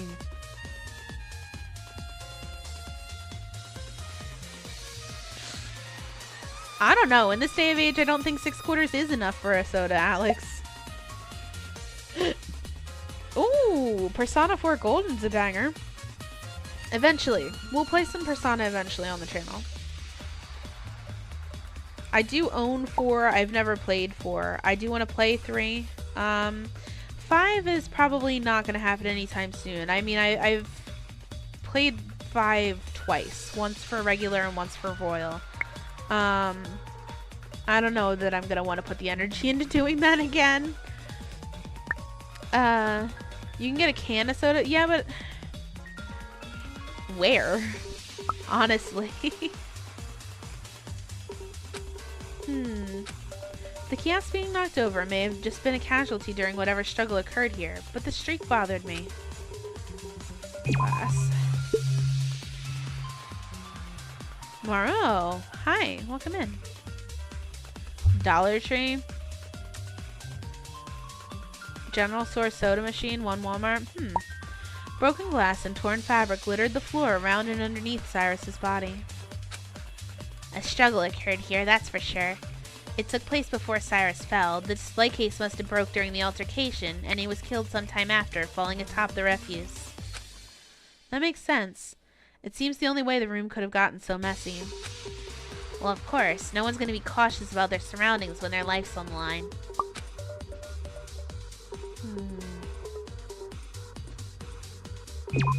Yeah, this thing's concerning to me. An overturned gasoline canister. It's almost empty. Ew, it smells in here. Yeah, the smoke lounge wasn't really a pleasant place to begin with, but this... What do you mean? Well, when Ash and I visited the smoke lounge for the first time, the air was heavy with cigar smoke, I'm assuming.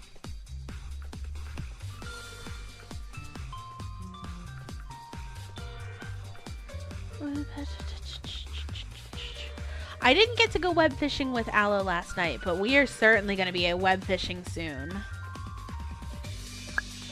Until we cover up evidence. Interesting. When Ash and I visited the smoke lounge for the first time, the air was heavy with cigar smoke, I'm assuming. Also, I want to point out that after playing web fishing for like an hour or so, it very, very certainly was not meant to be anything other than furry bait. I promise you, it was never meant to be anything other than furry bait. I promise, I swear. It was not supposed to be some fun little game, no. This was, always has been, and was created with intention to be furry bait. I promise. There's no way. It's literally low poly Animal Crossing avatars, and going in and looking at some of like the faces and stuff that you can buy and some of the titles you can obtain. Literally, I went in and within the first 10 minutes of being in there, I went and bought myself the title Good Girl. It's furry bait, I promise you.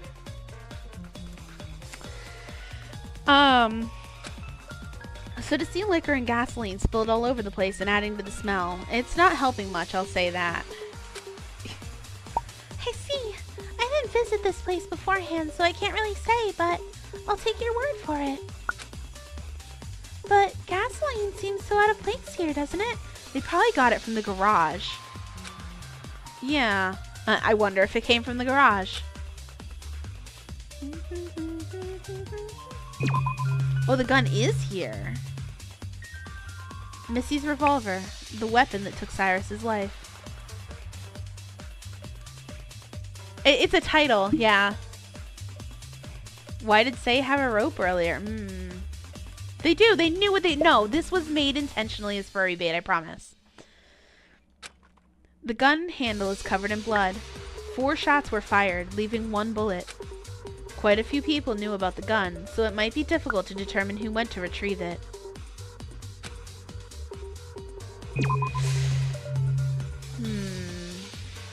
It's a blowtorch.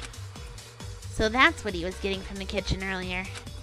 Huh? What are you talking about? You recall I crossed paths with Cyrus early in the morning, a bit before I started testing the rules by destroying the ovens. It was a brief meeting, but I was curious as to why he was there as well. He must have smuggled the butane torch out. And you didn't say anything? Why should I have? I mean, you could have stopped him far in advance from whatever he was going to do with it. He's dead and clearly didn't get the chance to do anything anyway. If the blowtorch went off, the whole room would have gone up in flames. Considering the amount of alcohol spilled all over the floor.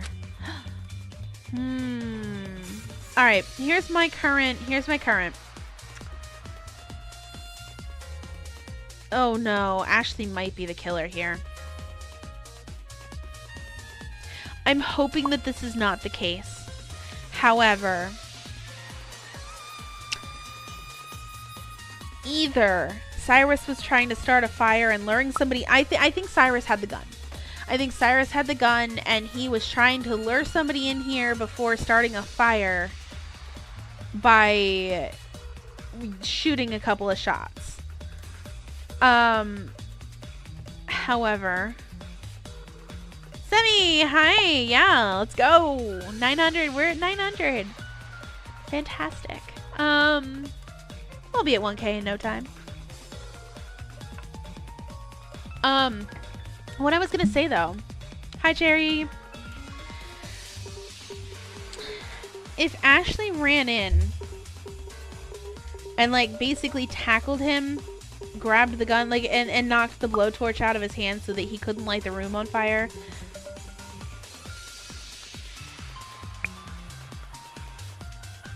Dun, dun, dun.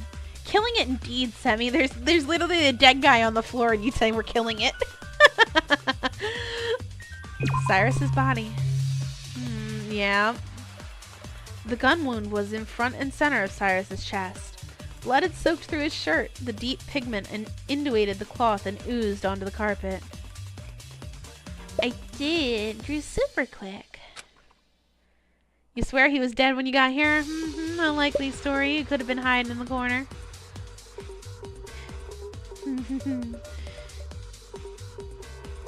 Anywho. The gun wound is very clearly told his cause of death. But my eyes were more curiously drawn to Cyrus's blood-stained hands.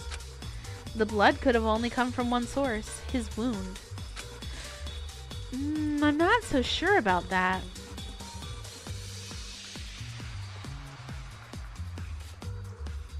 This blood spatter pattern is... bourbon smoked bacon wrap. Oh my god, guys, why are you making me hungry? I trembled at the thought of what ended up being a futile act. We'll discuss in here before we go. I just want to make sure I've gotten everything. Lyle looked particularly aggravated. This place is a mess. There's no mistaking the fact that a struggle occurred. That seems to be the case. It's a shame I wasn't closer when this took place. Even after I swept the 3rd floor earlier this morning, I managed to miss something as big as this. Call it bad timing. About that, where were you this afternoon after the fact? Huh? Are you suspecting me? Well, no. It would just help to know where you were so we can say you're in the clear. Huh. I was with Say. Say? Didn't she keep herself locked up in her room all day? Beats me. All I know is after I heard the second gunshot sound from somewhere upstairs, I saw Say poke her head out of her room. I dragged her out for my safety and hauled her around with me to find out where the shots were coming from. We were on the second floor by the time a third shot went off. So you two can vouch for each other's whereabouts. Yeah, what of it? Ooh, a new series is coming out, Semi? Actually, let me. I think that's how we put it in there. Yeah, there we go.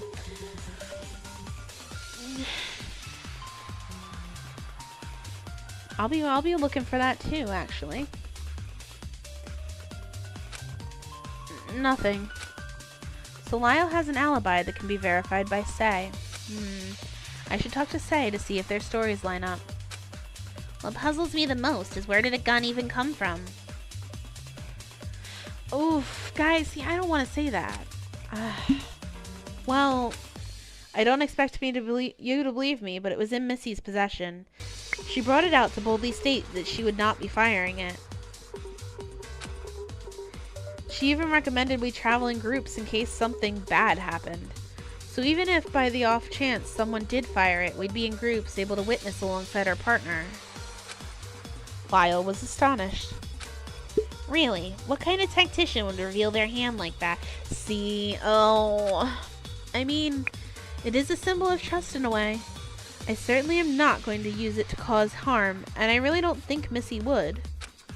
That aside, it seems almost like she was micromanaging everyone's expectations and locations by doing so. Lyle just scoffed and continued to loom over Cyrus's body.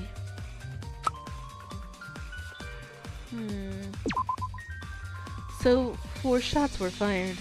Out of the 4 out of the 5 existing bullets in that gun's chamber. Come on! Hey, yo! Hi! Hi! Hi on YouTube, hi on Twitch. Hello, hello. Long time no see, it feels like. 4 shots. I noticed, however, there are 3 holes in the wall of the smoke lounge. Then those 3 weren't the ones that killed Cyrus. You swear you thought you remembered Lyle talking about someone accessing the 3rd floor rooms? Yes. He found Say in one of the 3rd floor rooms. You guessed the plot without seeing much of the chapter. You're gonna be surprised. Those 3 weren't the ones that killed Cyrus. Nija Thomas, hi, and welcome in. I think they were, Joey. I don't know how she got in there. You're dead tired, didn't finish work until 4. Started, oh my god, Nope. 16-hour shifts can suck it. You should get some rest, Kumo. Yes, 1 bullet is lodged in his chest. The problem is finding out in what order these shots were fired. Which one was the one that killed him? Yeah, that's ugh. Missy furrowed her brows. You need to work? I mean, you can't work if you die from exhaustion. Missy furrowed her brow. Echo. Her voice was in a hushed whisper. I sincerely hope this hasn't tarnished your view of me. Huh? It's very clear that this crime has my name written all over it. I was the one who revealed the gun to be in my possession. I was the one who left it out in the open. And I have no partner to support my whereabouts during the crime. And despite that, I cannot tell you my alibi. Huh? Why not? Missy, what would you have me think after you just said all that? Please, trust me. I don't know if I can. At least get yourself something to eat, Kumo, please. She sighed. I cannot argue with that. We'll just have to let the trial discussion command our judgment. I must try to produce a compelling enough argument. Let's see. Oh, Echo! Say's hands were trembling. I'm so sorry about Ashley. It's scary, but I'm trying to pull through. It was a relief to see her still breathing, but I need to find out who would have such ill will towards her. You got chicken nuggies, yummy yummy. Good night, Wing It. Oh, you're not sleeping, you want food. I thought you, for some reason your take a sleep made me think you were taking a sleep. So you would think you learned that any other Wendy's Frosty other than the strawberry and chocolate are freaking gross.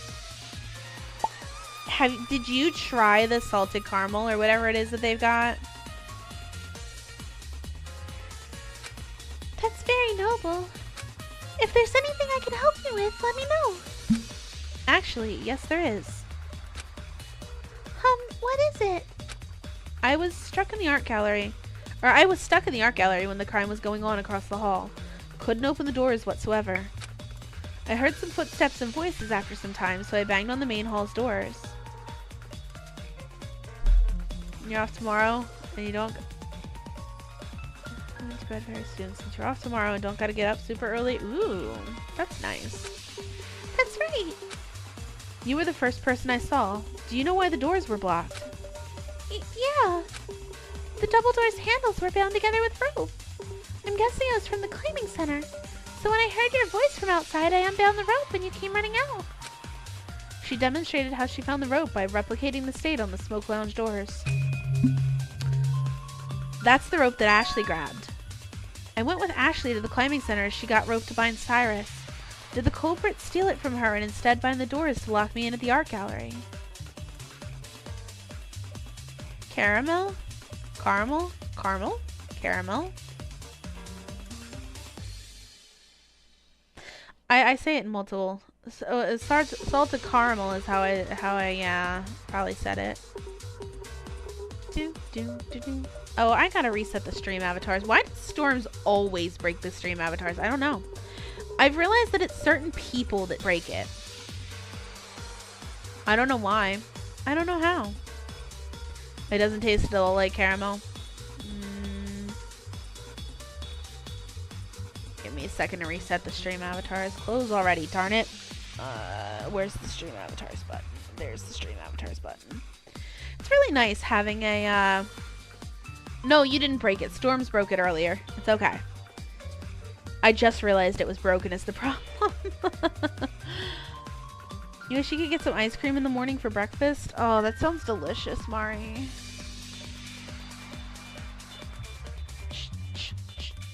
Stream decks go crazy. They really do. There's so many ideas with the issues. Any of these people could be lying. Yeah. It was broken when you entered. Why didn't you say anything, Fluffy? There. Much better. Should be reconnecting momentarily. That's strange. I was also wondering where you were earlier this afternoon. I know Missy tried to call out to you this morning, but you declined. You started watching Dan. The medium tank avatar is gone, but you found something similar. The medium tank avatar is only for Dangan Nights. But yes, there are now, Warside avatars. I gotta do Warside sooner or later. You think you need a new cord since yours keeps disconnecting? What? What? Oh. I changed my cord out too. Then again, mine's because of the kids.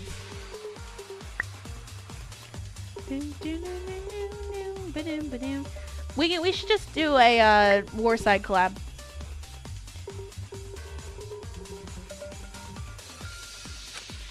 Say's worried brow furrowed deeper. Well, I just thought after the events of yesterday, if someone was gonna kill me, it doesn't matter what I do. What was she saying? And what I wanted to do was stay in my room. The killer could break my door down or whatever.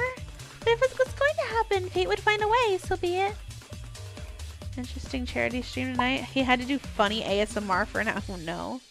It would be nice to not do a 10-hour collab for once. Wing it. You know, after I heard the second gunshot ringing outside, I peeked out of curiosity. Who even had a gun in the first place? But it was pointless. Lyle had to drag me out and run me all over 3 floors just to find a bunch of nothing. Ugh. Sam mumbled a train of thoughts to herself, but it didn't seem like she wanted an answer for her ponderings. I see. Well, thanks, Say. Say seemed to possess a haphazard reaction to the recent events. Regardless, Lyle confirmed that he and Say were together when they heard the gunshots, and neither of them were even aware that someone had a gun in the first place. Okay. Moving on to the next room. Ad break incoming, Twitch side. See if there's anything else in here.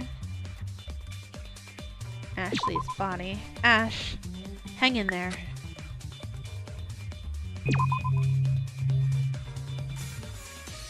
Ashley's hands were covered in blood. She didn't appear to have any sort of wounds, so the blood on her hands could have potentially come from only one place. Did Ashley try to prevent Cyrus's death? If that were the case, whoever shot Cyrus could be the same person who took Ashley out so she wouldn't reveal the assailant. Oh, is it?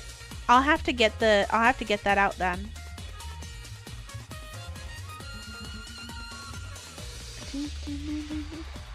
I'll have to fix it up. I'll fix it for you, Semi. You like big things, big energy, big dumb, big melons, big ideas, big melons. Melon.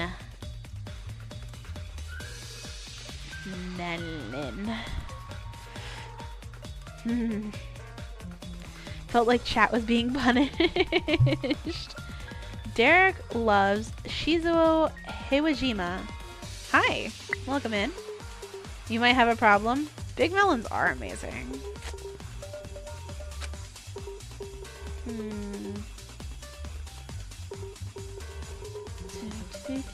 Anything else on her hand? What was that?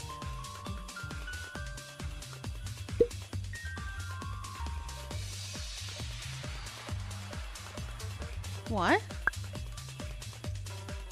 What? What?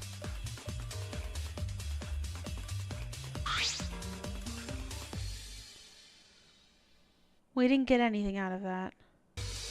Why was it a question mark? Why didn't we actually get anything? I feel like whatever just happened there was something super important.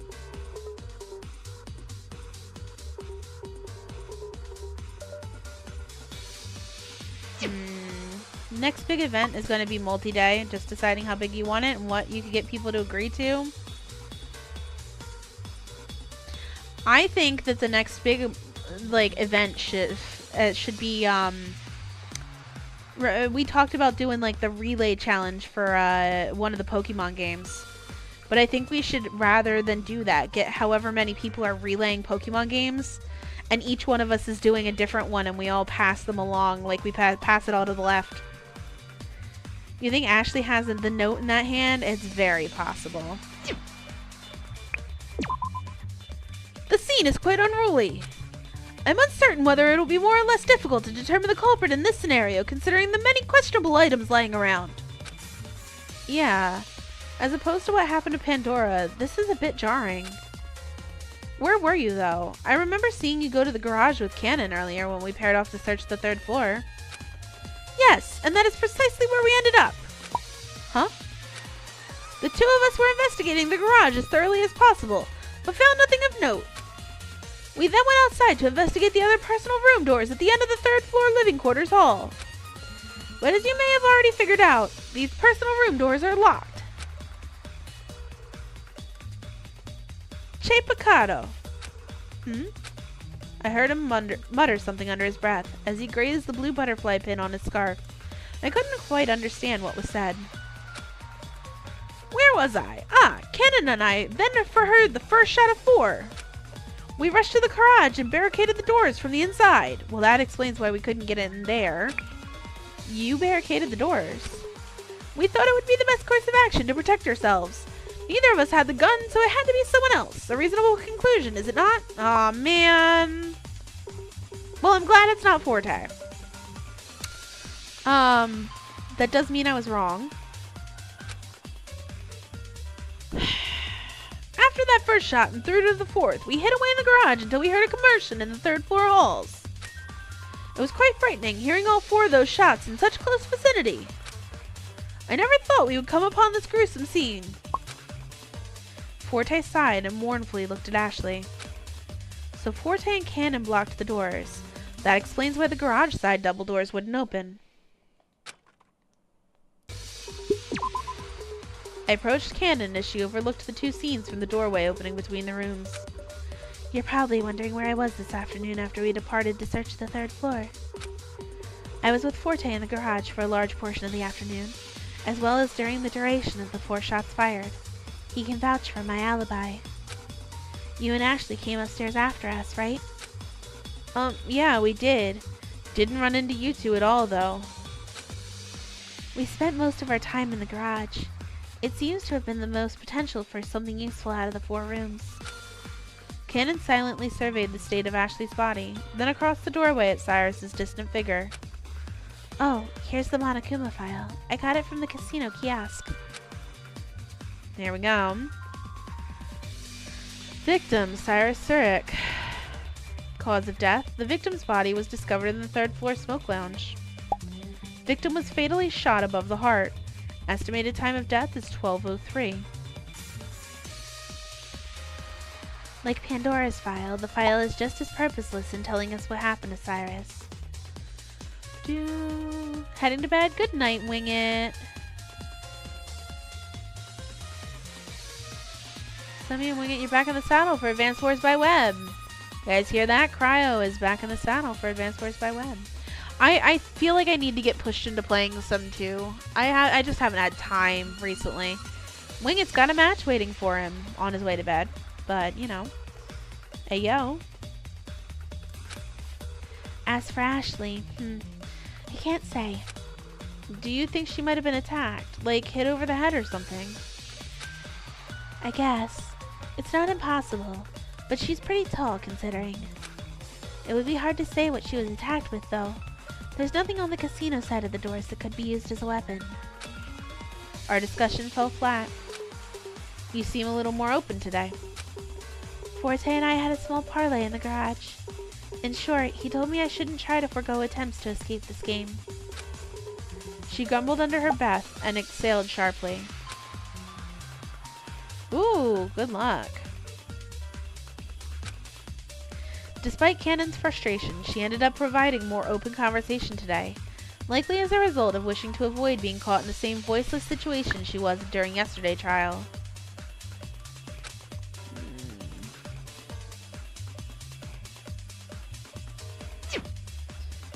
Uh-oh. We've gotten the continue button. Are we ready?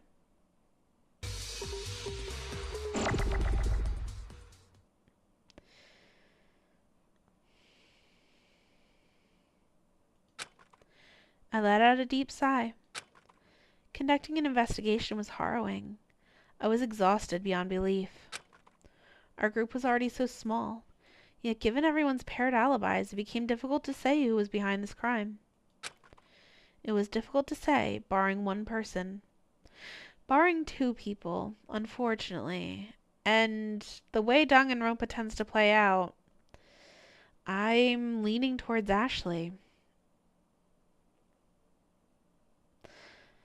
I have a bad feeling that Cyrus said something about the race car driver friend. It could be Missy. I just feel like it being Missy is too obvious. What was Missy thinking? Had she been lying to us this whole time? At the same time, though, for it to have been Ashley when some of the shots had already rang out, I don't know. I couldn't jump to conclusions so quickly. It wouldn't be fair to Missy. Regardless, I had a bad feeling about all this. Okie dokie, you know what time it is. It's time for the class trial. I hope you have enough ammunition to shoot down the culprit. If not, then I guess you're all out of luck. The elevator will take you to the courtroom once everyone is boarded, so make it snappy. The timer for your bracelets to release toxic gas is set for 10 minutes after this announcement ends. Don't drag your feet. I rubbed my forehead in distress. This vicious cycle we couldn't see the end to continued once more. Why? Though they're gonna carry her, I'm sure. I went over to Ashley's side and sat next to her. I gently tasted 2 fingers at her wrist and felt the faint pulse.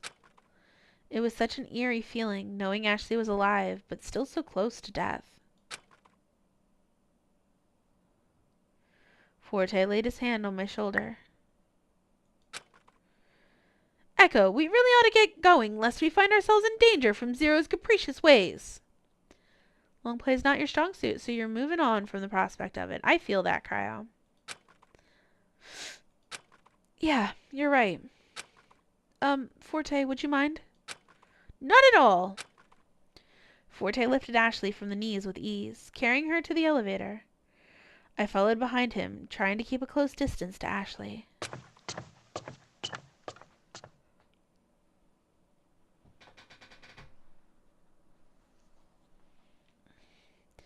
Once again, our group apprehensively sauntered into the elevator. Our community had shrunk by 3, yet in the elevator cab we were divided further. Lyle and Say, Cannon and Forte with Ashley in his arms, myself, and Missy. Distrust hacked away whatever threadbare remaining connection we had. But this time, damning signs pointed at one person in particular.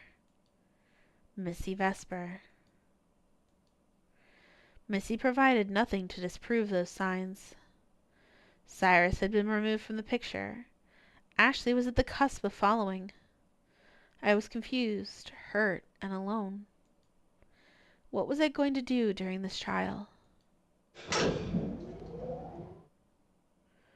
The doors opened up and revealed a circular room once more. I rushed in and raised my voice, calling it the expanse nothingness in the room. Zero, Eve, we know there's an infirmary connected to the courtroom, so please help Ashley. With a flash, the symbol for the other announcer, Eve, appeared. Echo, there is a cross button for the infirmary in the elevator. The doors will open on the opposite side of the courtroom, leading you to the infirmary. I turned around and the courtroom side elevator door opened. I hopped in and pressed the cross button, opening the door behind me. Forte swiftly carried Ashley in and gently laid her on the infirmary bed. He stepped aside as I clambered to the bedside. Ash, please be okay. It was impossible to tell if she was breathing. Every inhale and exhale was so small and weathered. A glass encasing lowered to cover Ashley, and the monitor above began displaying her vitals. Her heart rate had plummeted to 45 beats per minute. That is pretty low. I will do my best to monitor her. Please leave your worries at the door. There is a greater matter at hand awaiting you. Yes. Yes, Echo. We need to begin the class trial.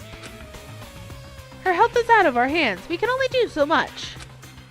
The best thing we can do now is find the culprit. Our discussion will reveal what occurred. Imagine if Ashley's the killer and gets executed while still being unconscious. That's crossed my mind as well. Ugh. Yeah. I steadily stepped back. Ashley, I'll figure out what happened to you.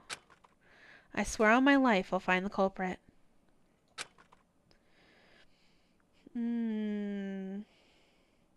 Forte and I left the infirmary, crossing through the elevator that connected the infirmary into trial grounds. Heavy clouds hung over the dome glass ceiling. Everyone was already in their places as Forte and I crept to ours. Another murder. It was unreal. The pacing of this game, the fact that it was just yesterday they were in here doing the same thing. It feels almost cramped and claustrophobic. Cyrus's mild and unassuming demeanor made a 180 when his talent of ultimate charisma was revealed to be a ruse. He quickly suffered the consequences, his sudden aggressive temperament coming to a full stop out of nowhere. and Ashley's worrying condition. What could have possibly happened in the 2 rooms we found them in? However, despite the behavior Cyrus displayed, it was still shocking that someone would actually retaliate. It somehow felt like a hasty overreaction. But then again, a hasty reaction was what essentially pushed Art to bring Pandora's demise. It was difficult to call Art the culprit after the lack of black and white intentions. But in the grand scheme of things, the rules of society were set to deliver retribution to those who commit crimes. Who's to say this place operated under the same conditions? The courtroom was eerily silent as we waited for Zero to appear. The atmosphere was justifiably tense. Live is where it's at. Dying in your sleep is one of the most horrifying ways to go. Ugh.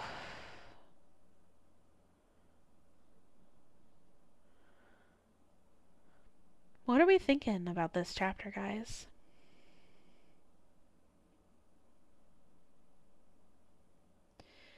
Anybody has got any last minute theories to go by here?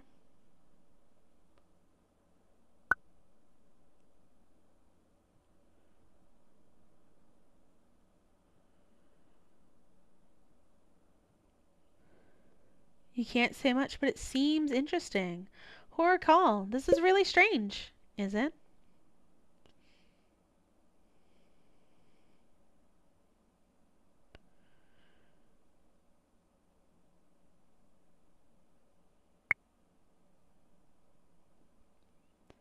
Seems like a struggle and Cyrus accidentally got shot. Possible. Possible.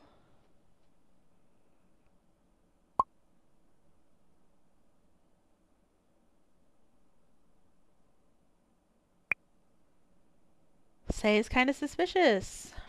The way she's able to access locked doors. Could be lying about sticking her head out at the second shot. Could be. Okay. The atmosphere is justifiably tense. Lyle and Say shared a similar dark vibe. Cannon and Forte both look unnerved. And Missy managed to put up a poker face despite the situation. Yeesh, it's about time you guys got here. And again, I have to say it, it's so weird how quiet you bunch are. Is no one amped up for another class trial? I put a lot of work into these, you know. Hello, Leonard. Of course we're not excited, you knave. Aye, Missy, so mean. It's a shame no one's excited, but this ball's gonna keep rolling whether you like it or not. Ball, Monokuma. You don't have any theories. Been too busy focusing on watching 2 streams. Well, Mario, I appreciate you being here regardless. How many Dragon Ball Z characters does it take to change a light bulb? 1, but it'll take 6 episodes. Oh, we've got a stretch. Thank you, Blaze, for the stretch. Ooh, I needed that.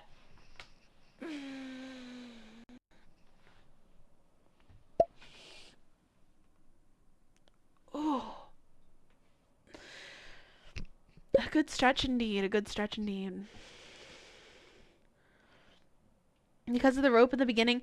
Yeah, but we know that Ashley had the rope, so she could have. Why is there blood splatter trail coming from the room Ashley was in? And is it coming from the room Ashley was in, or is it going out of the room?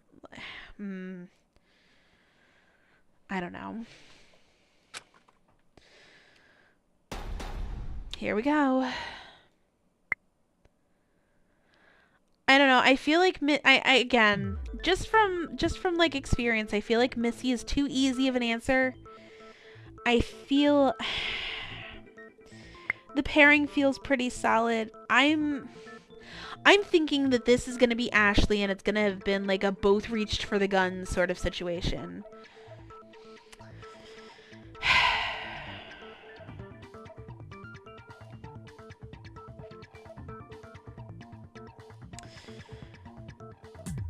Yeah, that's what I'm going for. I think my prediction is that Cyrus had the gun, something happened, they both reached for it. Maybe Ashley got hit over the head, maybe she got knocked over. I don't know.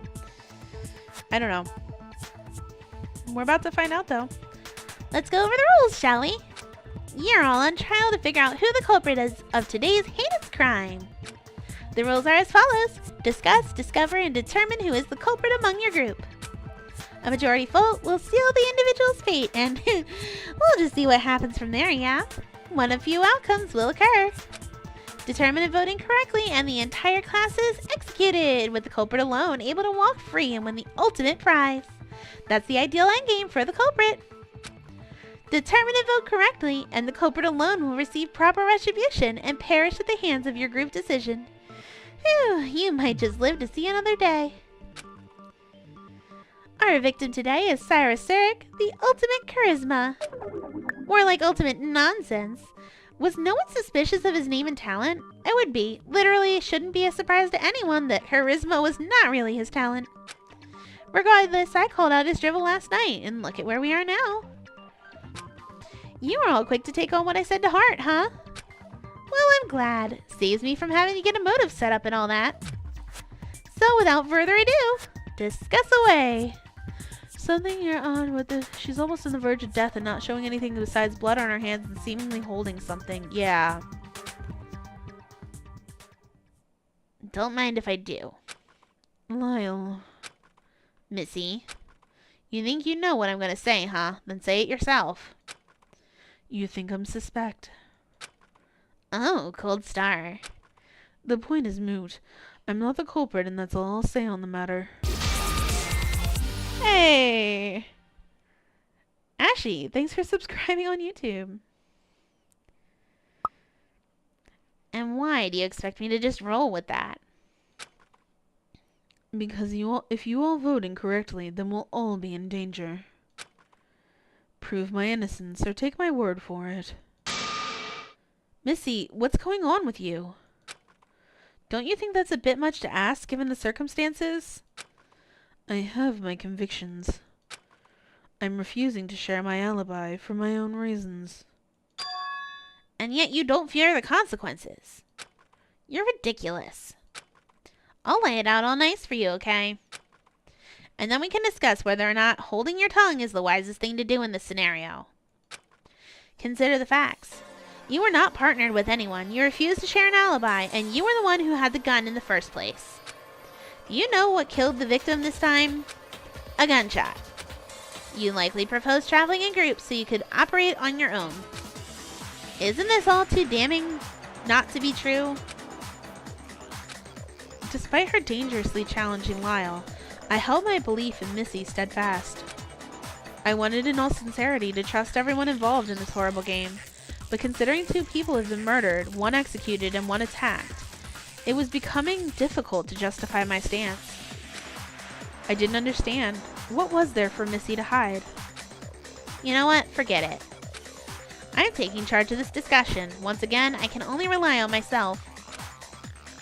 Echo, you're a walking record of events. Tell me why I shouldn't think Missy was alone during the crime. Walking record? I'm not some encyclopedia of evidence. Or canon. If you have some sort of weird photo, fess up. Echo or canon, I don't care. One of you ought to pipe up with something we can work with. It can't be possible that neither of you 2 saw anything. Interesting. You theorize Cyrus was trying to take something from Ashley, pushed her to get injured, and she shot him with a gun.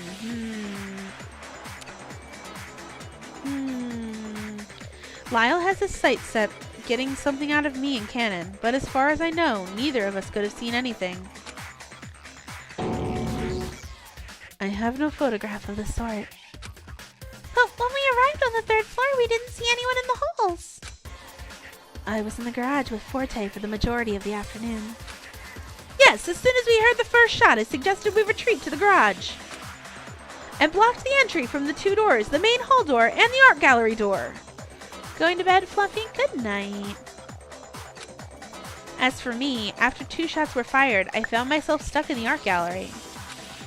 The 3rd floor activity rooms can't be locked. Cannon and Forte blocked the garage side doors. And the main side doors were just inexplicably locked? Of course not. Of course not, Cannon. Forte and Echo are sharing the same story. This proves nothing. So we know that the only one that could...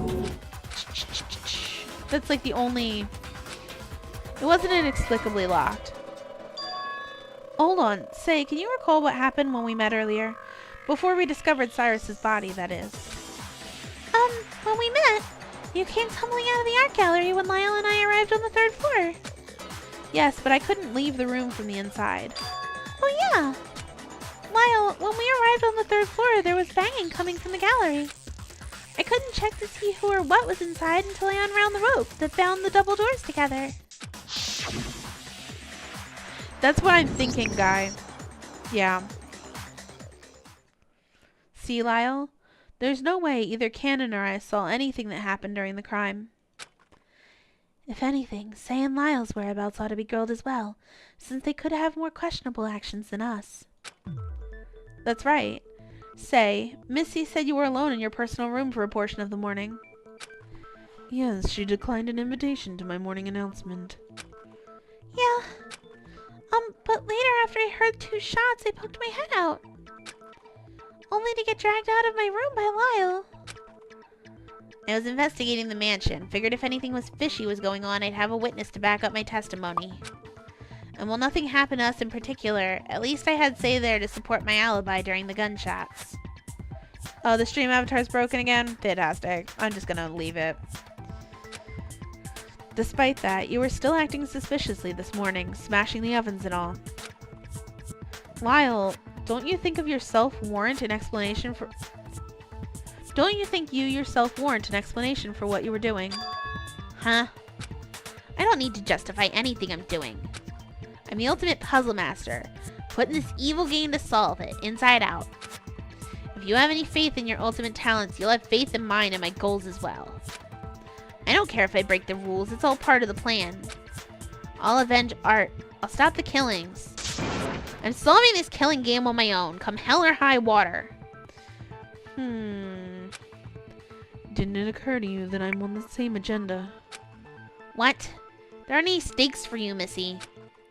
Art was the only person I've encountered that made my talent worthwhile. I can only trust myself. I'll work alone until I can grasp the solution with my own hands. Only then will it be real. Everyone involved, you're all just pieces of this puzzle. Oof. Phew, what is this guy even saying? You're an oddball, Lyle. But thanks for reminding me. Reminding you of what? I don't have much power outside the courtroom, believe it or not. Eve mostly controls the monitors and all that outside boring stuff. But I knew you'd all eventually end up back here soon enough, so I just had to wait. He's gonna get in trouble. Wait, what? Ah! With a snap, the trial wall slammed open to reveal a large metal hexagon adorned with a cruel-looking M. Is that an M? I suppose it could be an M. Lyle crumpled to the floor as we all backed away, astonished at whatever invisible plane was being inflicted upon him. It's a sonic weapon, high-powered sound waves from me personally to Lyle. This is what you get for fiddling with my door trap. Ah! I think Lyle's brain's been fried enough. There's no fun or suspense to be had in killing you myself unless I'm executing a culprit. Don't mess with my stuff. Somehow, Lyle remained standing. Please, we must move the discussion along.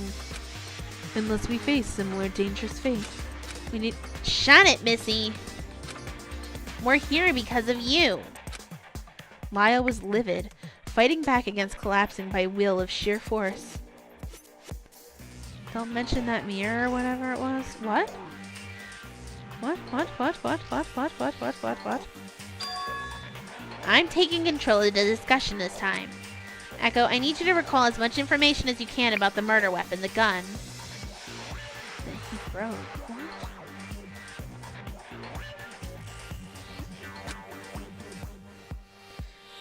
What? Who do you think you are demanding such things? I'm Lyle Termina, the ultimate puzzle master. Need I say it again? Guy. I'll solve this case like I solved all the puzzles that have come my way. Your memories are a tool for solving this, and I'll be damned if I don't use something as instrumental as that. Get to it, Echo. I don't have all day. Alright. I'll try to relay what I remember to y'all. You want him to be the Blackened more than any of the other suspects, Al?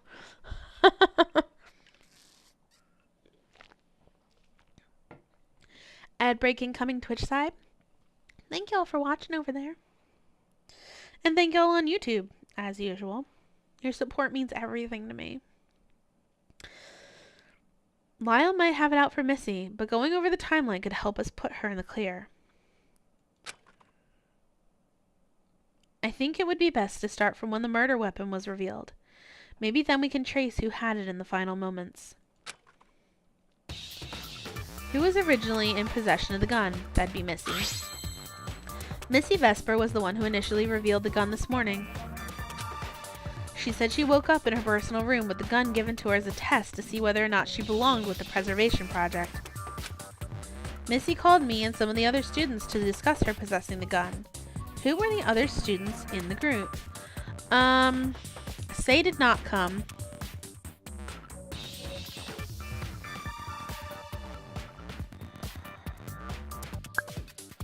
Forte. Lyle wasn't there either, so it's gotta be this one. Missy assembled a small group for a meeting.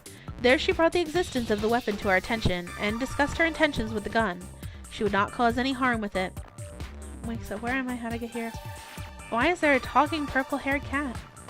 You know, I do have a, on my throne, I do have a microphone as one of the things, because eventually I would love to do just like an ASMR stream for you. But the microphone that I have is a little too sensitive, and even messing with the settings, I don't think it would do well for it. Because like it's too sensitive if I whisper loudly, and then it's not sensitive enough if I whisper quietly. So someday though, I hope to be able to have a better microphone for everything. In fact, I feel like this one is good, but it's not as good as it could be. You know what I mean? Hi, Emilite. Stream is streaming. We're gonna get through a whole chapter tonight. I think that's gonna be the pace moving forward with this game. Since each case is just a day, I feel like we're gonna just keep going full chapter every night that we do this. So the next few Tuesdays will just be full chapters of this. Missy assembled a small group for a meeting. There she brought the existence of the weapon to our attention, discussed her intentions with the gun. She would not cause any harm with it. The group consisted of Forte, Ashley, Missy, and Cannon as well. Everyone in the morning meeting agreed to place an implicit trust in our peers. Gets you to got now? Yeah. No, I think it sounds fine. I hope that someday I'm able to do like ASMR for you guys. I think it'll be really interesting. Missy left the gun in the foyer. After the meeting, Missy left the gun on the main foyer table, wrapped in the cloth she had been carrying it in. After discussing the existence of such a weapon, something happened. Lyle was destroying the kitchen. We discussed the existence of the gun among other things until we were interrupted by a loud sound coming from the kitchen. Our whole group went over at once to see what was going on there, and we found Lyle destroying the kitchen oven as a means to test the rules. That's okay, Guy.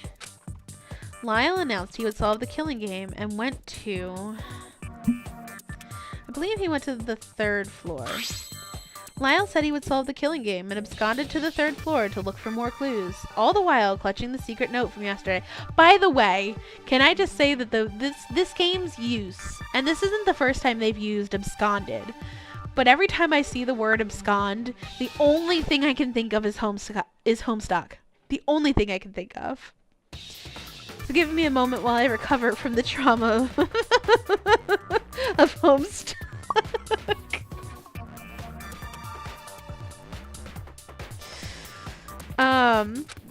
He left the kitchen and took the elevator up as the rest of us remained in the foyer, confused. Shortly after, Cyrus appeared at the top of the 2nd floor stairs, causing someone to act. That was Missy. Ooh, some of my ideas were on the punishment wheel tonight. Very nice. Meow, meow, meow. Yes, Cherry, I see you. Shortly after Lyle departed for the 3rd floor, Cyrus made an appearance at the top of the 2nd floor stairs. Missy went up to confront Cyrus by having a conversation with him in the jazz club. Guy, let me just put it this way. Homestuck was simultaneously severe trauma and personality making. You have another question. Did they say the gasoline was poured out in one of the rooms, or was the can? So I don't know, Joey. I think they said it was partially emptied. I do believe that that they said it smelled like gasoline in the room, so I do believe some of it was poured around. Plus, there was the blowtorch, so I do believe that someone was trying to burn the jazz club, or not the jazz, the smoke lounge. Missy went up to confront Cyrus by having a conversation with him in the jazz club. The rest of us went to investigate the 3rd floor for an escape route. I believe it's worth mentioning that Cannon and Forte went up first, with me and Ashley following afterward. None of us took the gun. From the looks of it, Missy and Cyrus's conversation in the jazz club is a gray area that none of us were privy to. Care to explain yourself and why we shouldn't be suspicious of a private altercation moments before his murder? I was attempting to extract information from him. As you all know, he was acting intensely suspicious yesterday. However, rather than avoid him, I thought to take action and confront him head first. You've mentioned this before, but can you explain why you thought he's putting on a facade? I mean, for all we know, every word out of his mouth could be a lie. Body language. A wild octopus. You missed the first murder. This is the 2nd murder, actually. We are on the 2nd murder. Octopus. Honestly, I would probably go back and watch the VODs, which can be found on YouTube, if they're not working on Twitch. I don't know how they work on Twitch.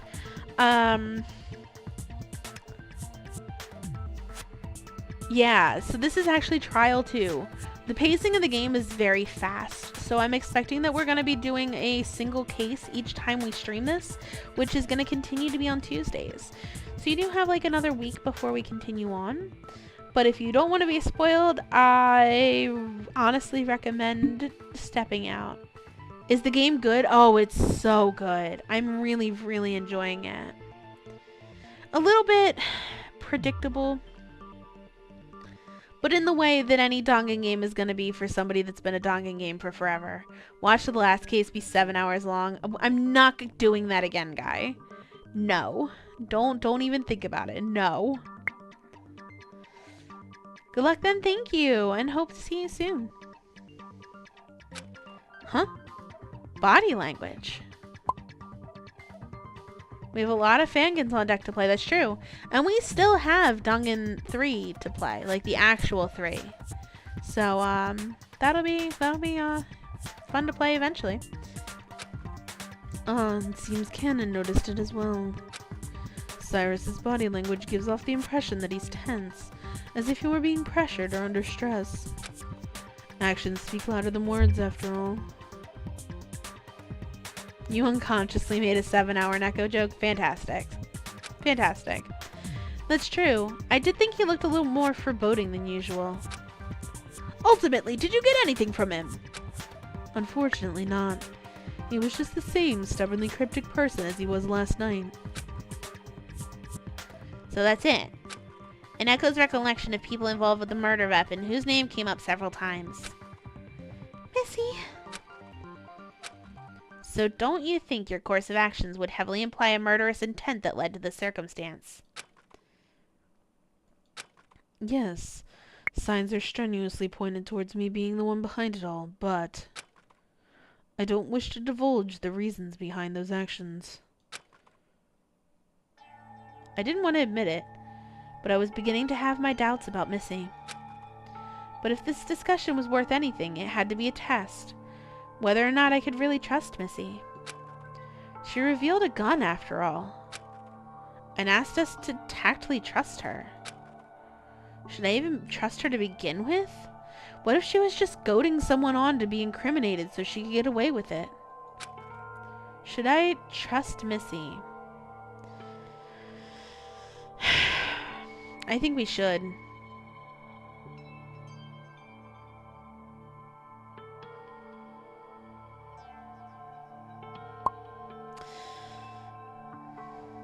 Kyoko who? Yeah. Yeah. We're gonna trust her. I want to believe in her. That meant scrutinizing her actions to free her from suspicion. I need to vote for Missy, and Ashley wakes up and... Oh. We couldn't afford to jump to conclusions. If I may, I think we need to turn over as many questionable facts as we can to lift suspicion.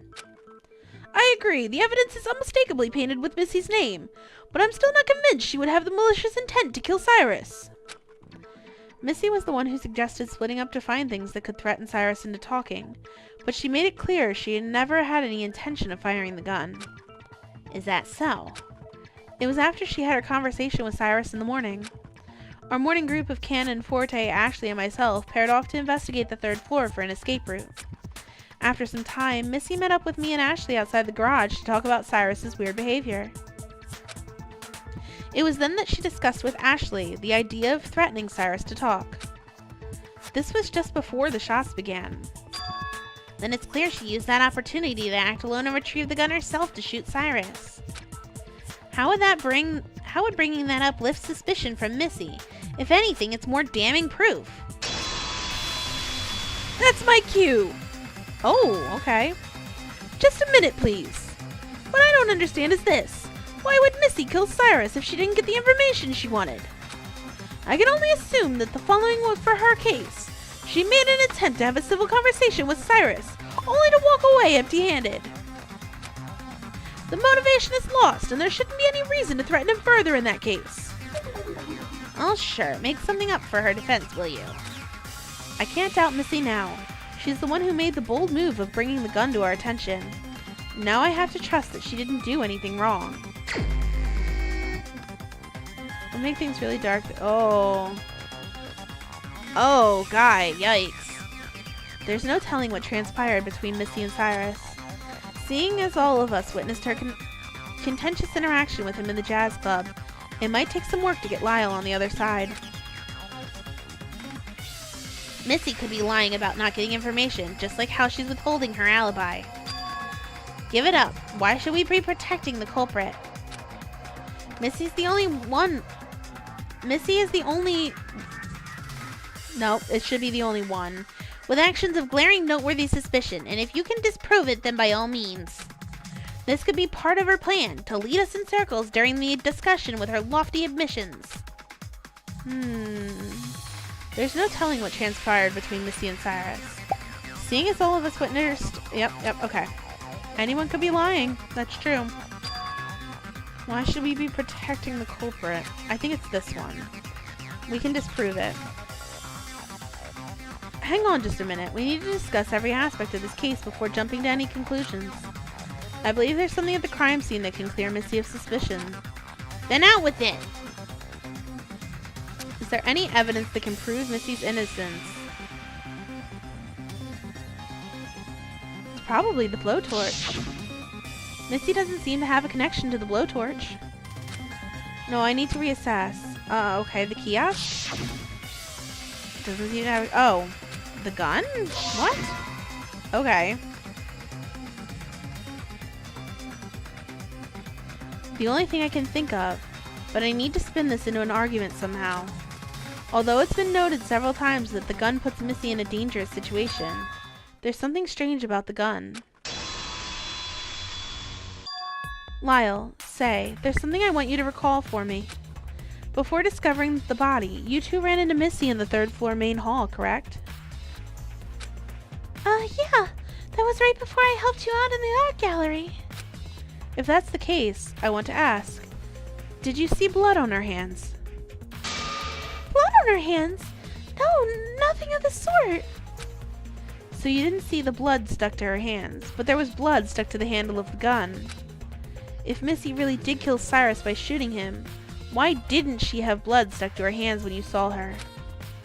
You wouldn't be able to forget seeing something shocking like blood-stained hands. There we go. Huh. Simple answer, Missy could have washed her hands. But what time? When Say and I approached the 3rd floor, I saw Missy exit one of the personal rooms. She refused to share her alibi because she must have been plotting the crime with an accomplice on the 3rd floor. Yeah, I really do think it's Ashley.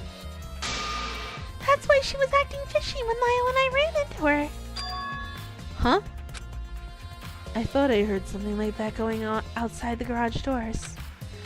Oh yeah. Oh, so I thought that it was Say that was poking her head that was in one of the rooms, but it wasn't. It was Missy. You must go for the evening. Thanks for the stream. Grats on 900. Road to 1K. Here we go.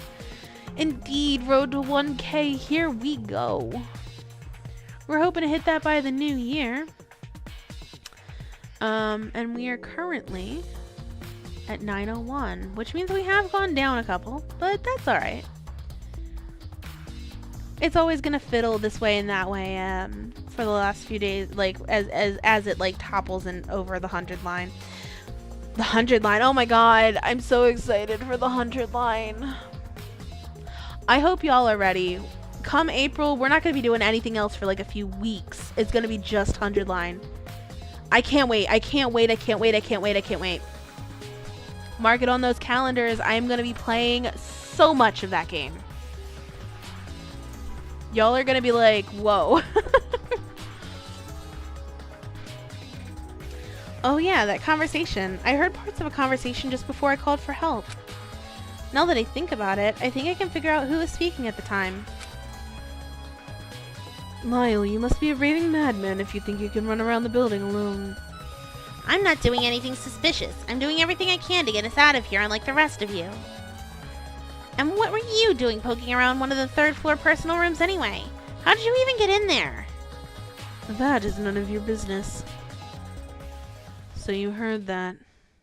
7-hour Neko again, trying to get the last 20 endings on the last 100 line to... Yes, Say and I caught Missy in the act. She was poking around in one of the 3rd floor personal rooms. And how do you suppose she entered the room? She entered that room using the residence bracelet. What? How else would she have gotten in? The door was still intact, so it's not like Missy broke it down. The resident room's bracelet! How could she have acquired such a thing? I can only assume whatever Missy and Cyrus talked about earlier might have to do with the fact that she acquired something that couldn't possibly belong to her. In fact, the idea of her entering someone else's room is cause for concern. That's true. How did she enter someone else's room? The mechanism for the room entry lies in our personally assigned bracelets. Similar to how bracelets grant access to kiosk functions, the doors must default to being locked and only unlock when we're nearby with the corresponding bracelet. There, the bracelets on her person can unlock doors that don't match, so Missy entering a room that's not hers implies she gained access through alternative means. What alternative means? What else? She was witness speaking to the only other student here that's been revealed to be associated with the killing game, Cyrus. That is suspicious. Fine, I'll yield. Cyrus offered me the bracelet of the student was closely acquainted with. Out of morbid curiosity, I was told to visit her room. Missy withdrew a small rose gold bracelet similar to the ones we all wore ourselves. So yes, not only do I have the bracelet on my person, but I do have a bracelet that does not belong to me. As for what I discovered in the room, well, that's as much as I'd like to say. And that's more than enough. There we have it. That explains how she gained entry to the room, as well as lists the reason for her to retaliate against Cyrus. If that doesn't pin Missy down for motive, then I don't know what will. Ah! She had such a thing this whole time? How was I supposed to defend something like that? So much evidence is stacked against Missy. Right, but if she was in the room when gunshots were being fired, how was she firing the gun? Despite the overwhelming number of incriminating facts against her, Missy remained unflinching. It's like she's just waiting. Waiting for what? For us to act on our own behalf? Out of trust. Remember, I ought to use the gun to threaten him into talking. Make no mistake, I have absolutely no intention of firing it, but Cyrus doesn't need to know that. If Missy's being withholding about her alibi, there must be a reason behind it. I'll have to try to work with it rather than against it. I have to trust Missy's intentions, therefore I should try to construct an argument that doesn't involve her. Is there another angle I can approach this by? Before we learned of her activity in the room, we were in the middle of disputing the blood-stained gun. Lyle has been aggressively utilizing the connection between Missy and the gun for his argument. But let's say we take her out of the picture. Say she never came in contact with the gun. Perhaps we can tackle the argument from a different side.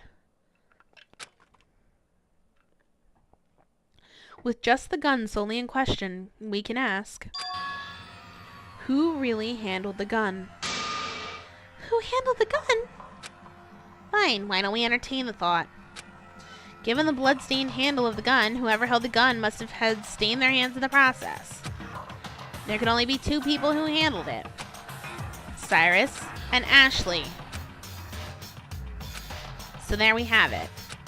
Echo, do you think Ashley is capable of killing? What? Oh. No way. Ash would never. After all, I'm certain she knows of the danger of killing someone. Her own life would be on the line. So what? This is the only explanation plausible if we take your position of Missy's innocence into consideration. If Ashley's wife were threatened, don't you think she would retaliate? Anyone would fight back. Fight or flight, Echo. There were clear signs of struggle in the smoke lounge after all. That can't be it. Ooh.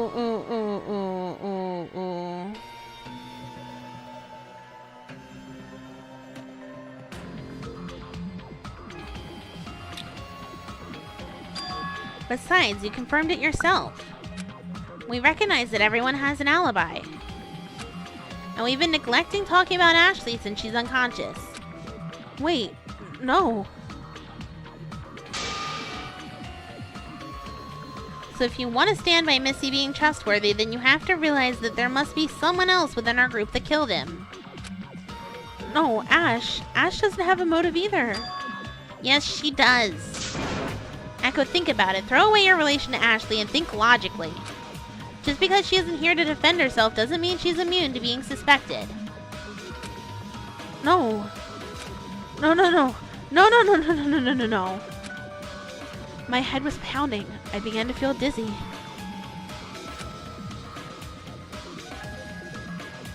If Ashley had the rope when we were together on the second floor, and there was no rope to be found at the crime scene, she must have bound the double doors of the gallery. Say confirmed that the rope kept me locked in the gallery.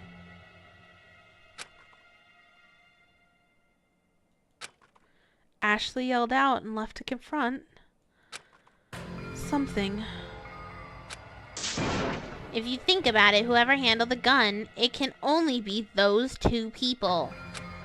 No. I don't want to think about it. Please. Stop this.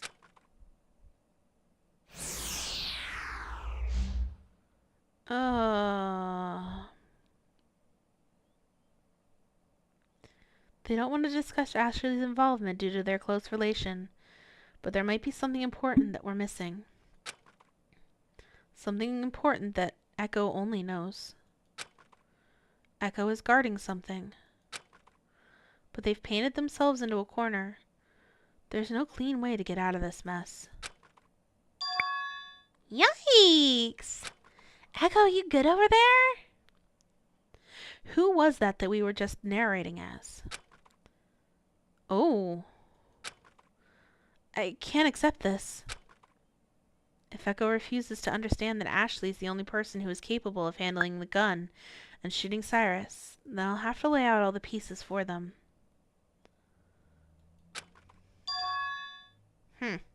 Puzzle pieces as always. Oh, are we playing as Lyle?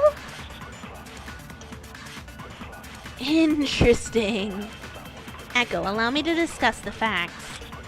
All of them, even the unsavory, trifling matters that will come into play. Just like when you were the one who noticed art slip up. Oh my god. This is beautiful.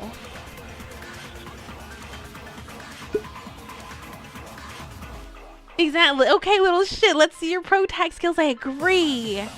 Honestly, this is so beautiful because knowing at this point, I'm fairly certain that Ashley's the killer. Like 98%. There could be some twist. Honestly, I don't think this game's quite capable of that. Lyle and Art were really close. And now we've got Echo and Ashley, who were also really close. And for Echo to have been the one, oh my god, this is beautiful. This is beautifully written. Honestly, I think that I like this more than a twist at the moment. It's beautiful, beautiful, beautiful. I love it. All of them, even the unsavory, trifling matters will come into play, just like when you were the one who noticed art slip up. If you insist on protecting Missy, there's only one person whose actions remain to be scrutinized. And Ashley is the culprit in question. Do I have any objections? I apologize, Echo. This topic cannot be ignored. Yeah, this is pretty important. I mean, I did always peg Ashley for a killer. I did. I didn't think she was gonna die. I thought she was gonna murder. So, can you make me feel old? Go ahead, Cherry. The rest of the class remained silent as Echo glared a hole in me. Again, let us begin with the weapon, the mysterious gun that came from Missy's possession.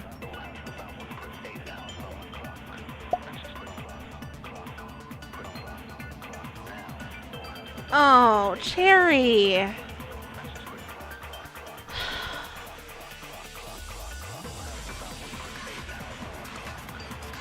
That's...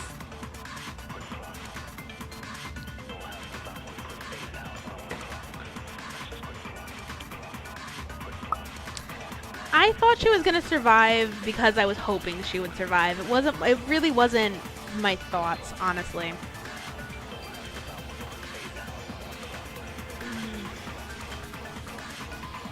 Again, let us begin with the weapon, the mysterious gun that came from Missy's possession. Seeing as the gun handle was stained with blood, we can surmise only 2 people were in contact with it.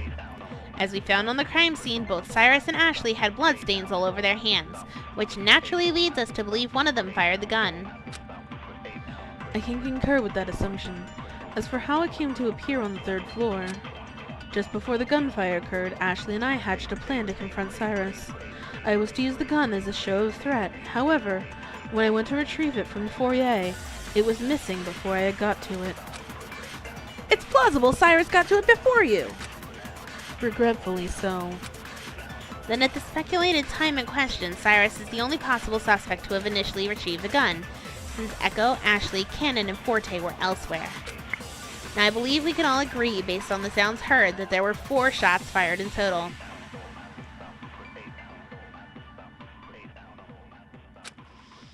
I don't know, Joey. We're gonna find out. In that case, we need to determine the order and relevance of each shot. We don't know what's in that hand, and I think that that's important. Cannon and I boarded ourselves in the garage on the 3rd floor after the first shot rang out from the smoke lounge. That's a weird... Again, weird typing. We sheltered ourselves inside from there on out. And Lyle and I partnered up after the second, but we were all the way on the first floor. So we can determine those first 2 shots were not the life-threatening ones, since no one was within the vicinity of the smoke lounge, and there were 2 gunshots in the wall. However, between the second and third shot is where Ashley's alibi becomes problematic. You're wrong. There's nothing wrong with Ashley's alibi. I can verify it for her. I was with Ashley when she went to the 2nd floor of the climbing center, as well as when she went to the 3rd floor. I never let her out of my sight the entire time we were traveling up and down the stairs. Damn, Echo's thoughts and judgment are being clouded by their relation to Ashley. I have to focus somewhere in Echo's statement and lay the facts straight so they understand. I feel, Guy, that there is something there.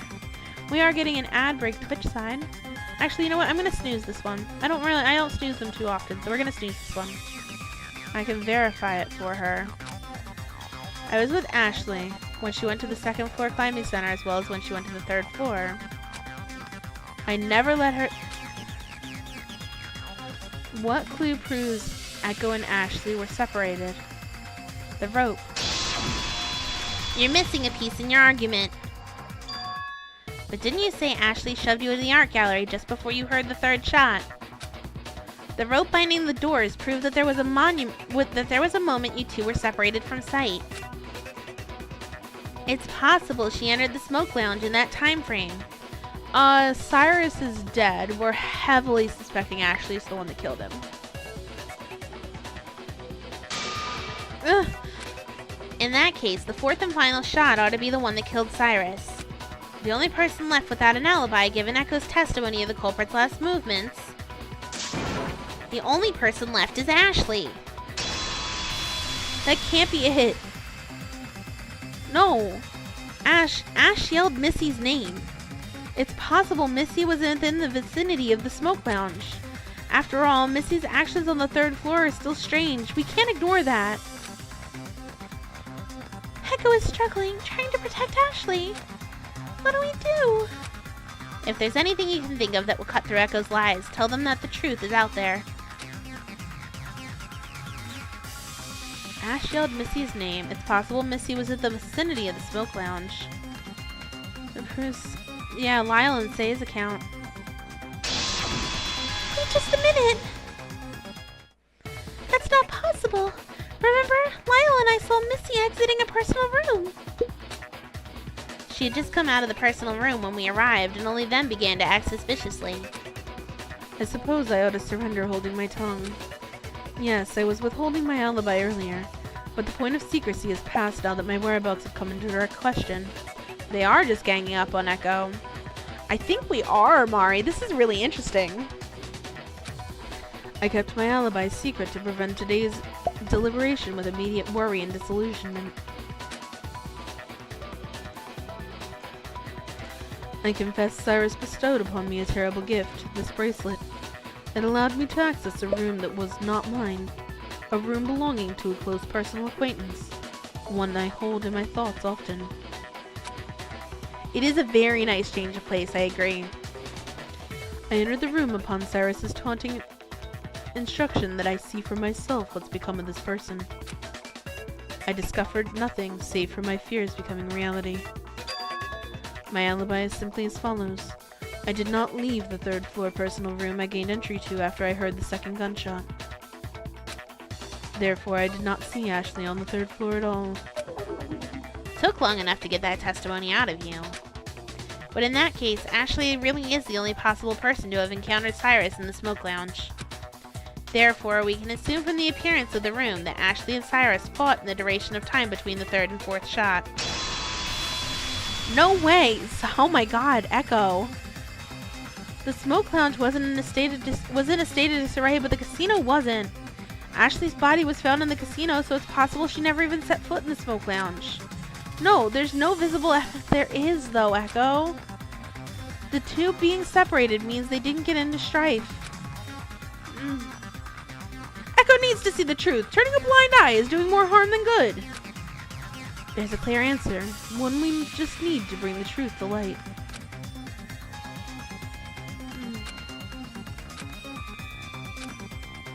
There is, though. The glass. A new tactic is in order. Echo, your judgment is clouded, and I think you know that. There was glass and blood littered near Ashley's unconscious body in that casino. They could have only come from one place. The casino itself was spotless, free of signs of a struggle. The detritus leading from the smoke lounge to the casino, however, tells a different story. With all these facts in mind, let's review.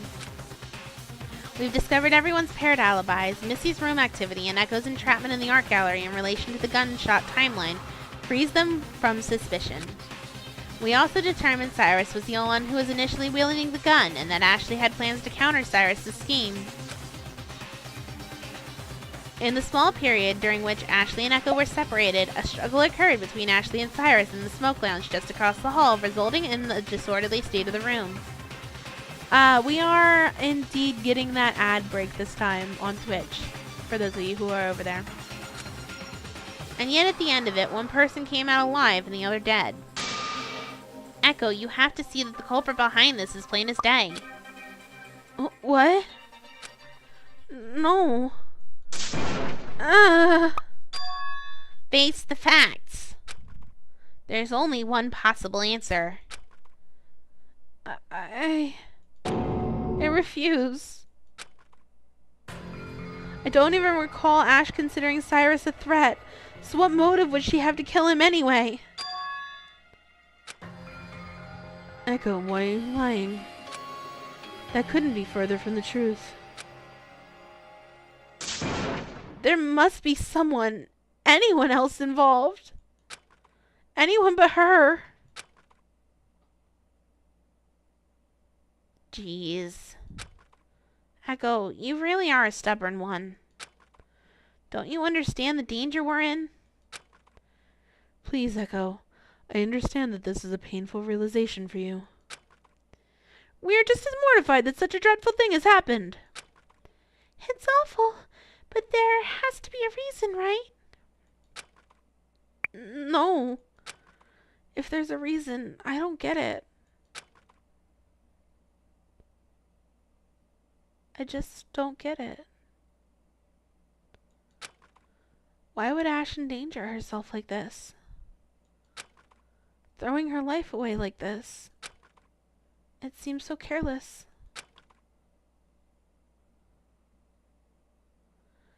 Based on Ashley's suggested actions, it's hard to believe she was negligent about facing the danger. But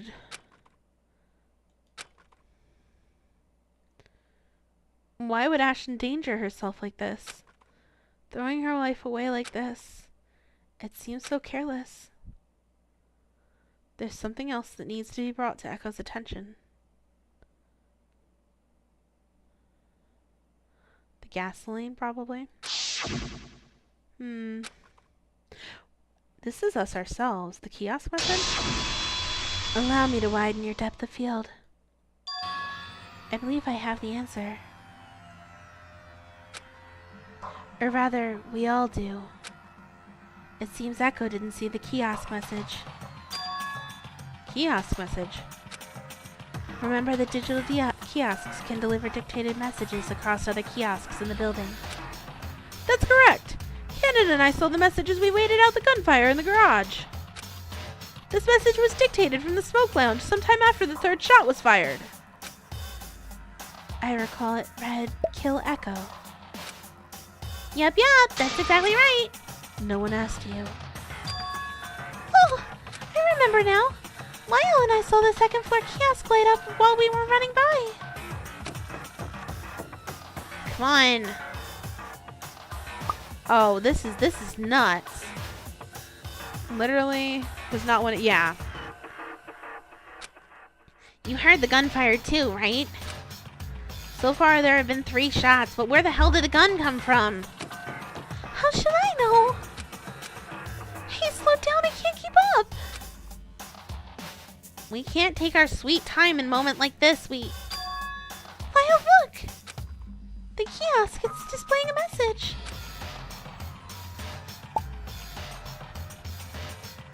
The smoke lounge, that's on the 3rd floor. I never saw such a thing, but it's oddly damning in what it is implying. I concur, it's quite a pointed message. In that case, we can assume that Echo might have been Cyrus's intended target. Echo, Ashley didn't endanger herself out of carelessness, but for your sake. She threw her life into the fray to keep yours safe. Then there should be little doubt that the 4th shot must have been the one to kill Cyrus. The shot fired after Ashley left Echo's side. I don't understand. Why for me? I am not like the rest of you. I'm no ultimate student.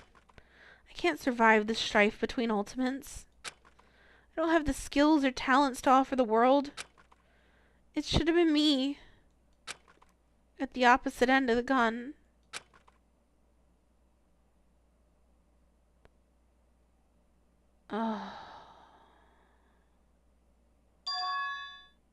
Pardon me. The voice of Eve interrupted the looming courtroom silence. I have an update on Ashley's health. She is steadily recovering at the moment. She's okay. However, I have discovered traces of Complex 53 in her system. That's the thing in the bracelets.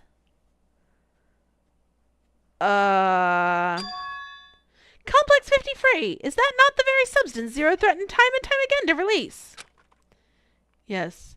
I examined the bracelet in her position, and it appears the glass vial has been shattered, allowing the liquid state to enter her system via absorption through the skin. Shattered. It's plausible it broke from some kind of impact from Cyrus and Ashley's fight. Just a minute. The bracelet in her possession. Is it not her own bracelet? It is not. She had in her possession the bracelet of Silva Prower. Ashley's bracelet is still intact. Oh. If she had Silva's bracelet, there's no doubt she had a clear motive. It's possible she was goaded on by Cyrus with the bracelet of an important figure, just as Missy was. No way. Cyrus probably just broke the vial himself and administered the liquid to Ash during their fight. Or Zero could have unleashed it to harm her. Zero's killing game announcement always talks about toxic gases, so it's plausible he's the one behind it. Damn it, Echo. I'm tired of this. You still refuse to accept the reality of this case. Zero can't have done it, and I'll tell you why. It's simply not even up for debate. I was testing the rules early this morning, right? Rule 4 states that breaking major assets is strictly prohibited, but nothing happened all day. It was only until the beginning of this very trial that I suffered the effects of Zero's sonic weapon as punishment for breaking the rules. If he waited until we entered the trial grounds to punish me, why would he unleash the Complex 53 toxin if there weren't any signs of Ashley breaking the rules? Zero, did you or did you not release Complex 53 on Ashley? What? I'm only the arbiter of this game. Answer. Nope, didn't do it. No, this can't be. You still don't get it. We've been running around in circles in this trial because you vehemently refuse to face the truth. Don't you have any value in your life? Your lapse in judgment will be what gets us all killed. Title drop, title drop, title drop. Lyle, have some sympathy, won't you? But I have to agree with you. Echo, please. The trial is difficult enough to participate in, but it's necessary to determine the culprit for our safety. Allow yourself to be selfish and act on self-preservation instead of on the well-being of others. Don't concern yourself with protecting me. Don't concern yourself with speaking for Ashley. You'll only end up hurting yourself if we judge this case incorrectly. Just follow the truth so you can protect yourself. I know we're asking a lot since the truth isn't what you want to hear, but please.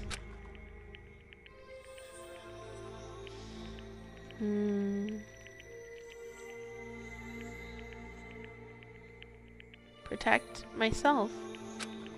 What did that mean? I thought I had to protect Missy on behalf of Trust.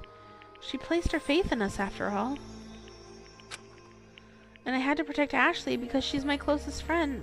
But myself, I felt stuck.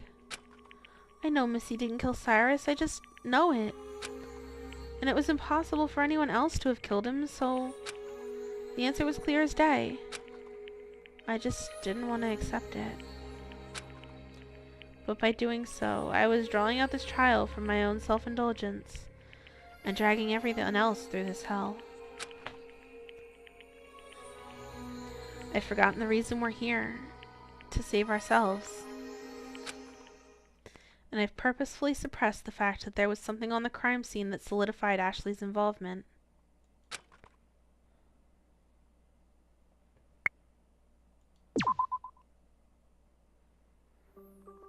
What was in the hand? I saw the damning thing, and I chose to forget it. Yes, the weapon was undebatable. The culprit had a motive. The struggle showed traces of her involvement. The person who fought Cyrus and eventually won. Oh, this is cool.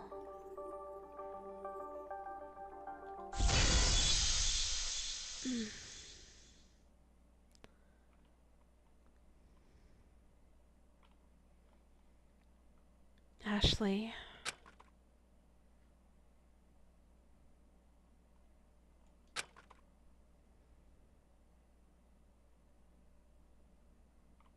I'm gonna take this long conversation to assume you're all done discussing the case, yeah?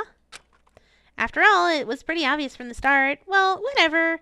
This is your space anyway, so without further ado, it's voting time! Sure, yeah, Blaze, that would be nice. Ugh.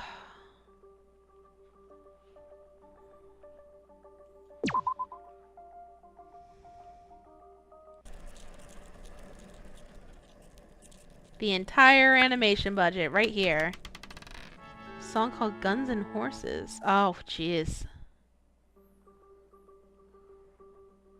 Yeah, that would have been really, really, Ding, ding, ding!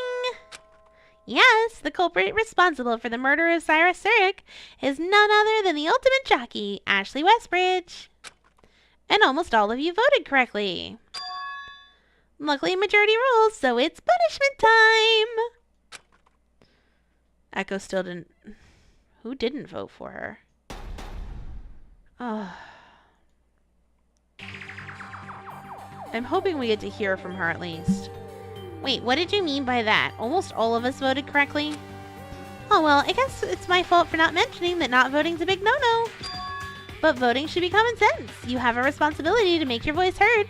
Lives are on the line. There's a bad ending you can get for this trial, probably by not trusting Missy, right? Or something like that. Missy would know. Don't rope me into this asinine argument. Think of it this way. You're voting for the lesser of two evils. Punish one person for committing a crime, or punish everyone else for being ignorant. I could see in Echo's face that they finally figured it out, so I suppose I'll call it a vote. Aren't I just the nicest, most flexible judge ever? Echo, you didn't vote? How could I? Unbelievable!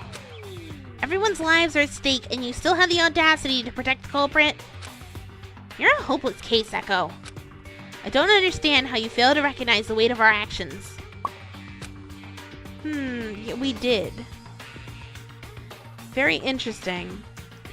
The truth was glaringly obvious, yet you continue to turn away.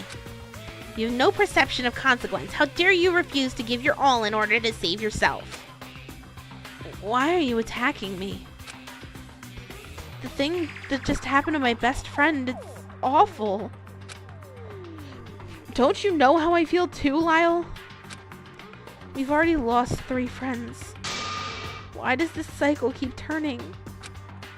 Of course I know how you feel, but it's pointless to let things spin out like this. That's why I'm trying my best to solve this killing game. I don't need your turning your cheek away from reality. That'll only make things worse. Damn it. I can feel inspiration that I can't talk about. I looked over to Ashley, who recovered enough strength to join us in the courtroom at the last moments of our discussion. Ash, I don't get it. To protect me, you threw yourself in danger?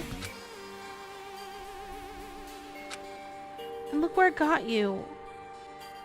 At the foot of an execution. Ash, you're such an idiot. How could you do something so careless?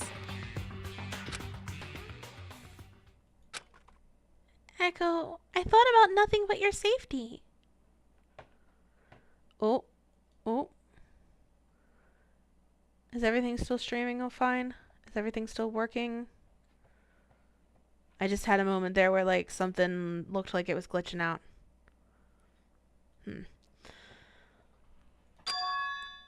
All I've ever wanted is the safety and health of my friends. But look what rotten trouble I get everyone into. First Silva and now Echo. Maybe it's better like this. Oh, Ashley. Echo, you don't have to worry about me anymore. Thank goodness, right? If I was in that trial, you wouldn't have budged and you might have voted Missy off instead. At least you know you can trust her. What are you saying? I thought that if I could remove a threat from this horrible game, my actions would have all been worth it. But it turns out Cyrus was just asking for this. Cyrus used Silva's bracelet as a show of threat. But the reason he had it and Silva didn't was because... Cyrus said he had eliminated him, isn't that right? He said the same to me when I received my additional bracelet. Cyrus, ultimate confidential informant, knew things we would soon rather forget. And he used that information to get under our skin. I told you, he's someone to be wary of. So Ashley essentially lost the preservation project's mole. What if he had information that could have gotten us out? Oh, he had information, alright, but he would never tell. Zero's right. When I confronted him to inquire about his facade, he kept dodging my questions. He was acting so odd. And as it appears, his strange behavior went all according to plan. Please, I don't want to guess. I don't want to.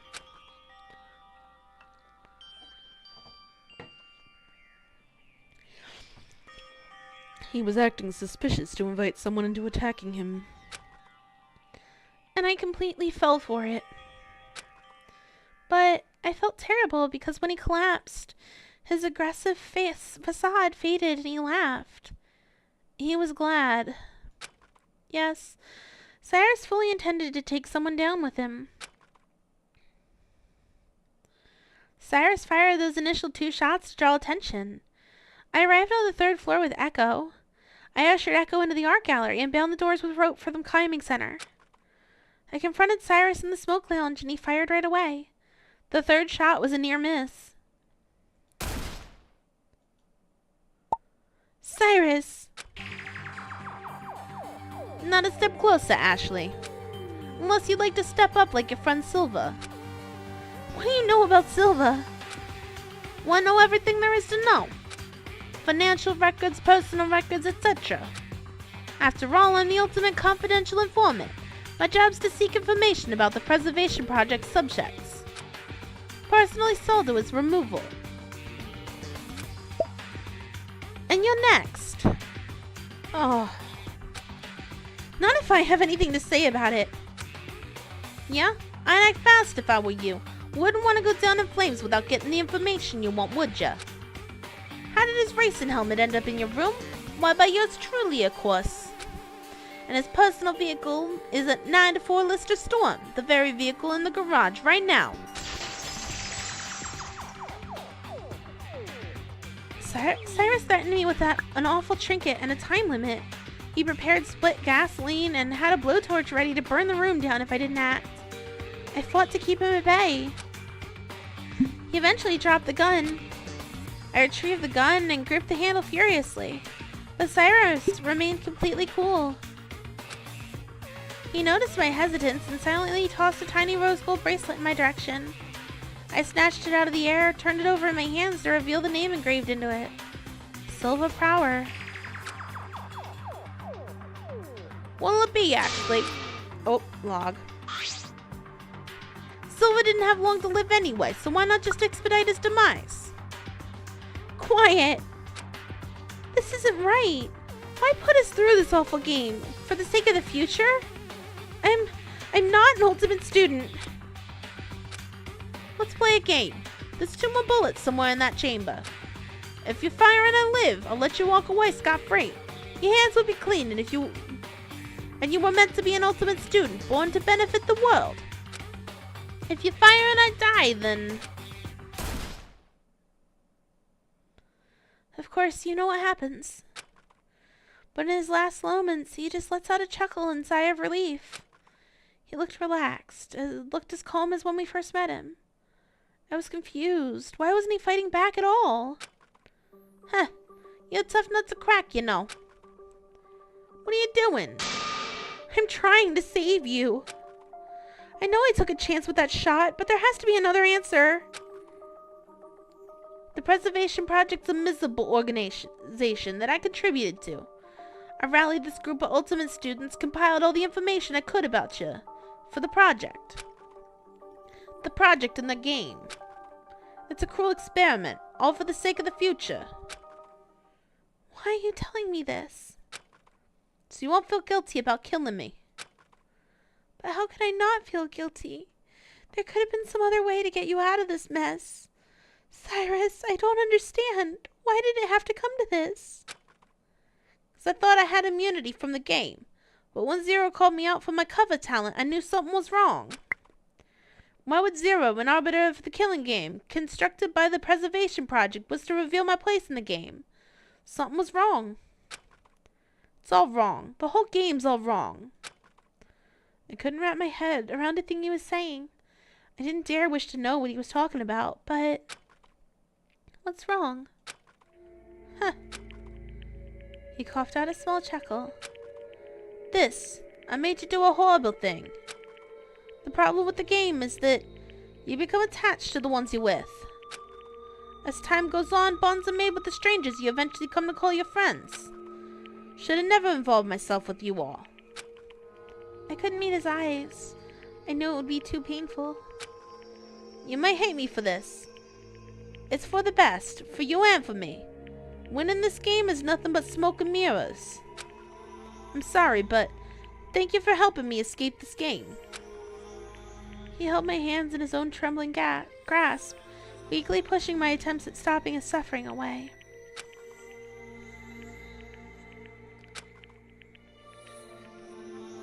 After I shot him, I knew immediately what terrible fate I found myself in. I was tethered to meet the same end the moment I fell into his trap. I fled the scene, leaving a mess, because I knew it would be pointless to conceal the truth.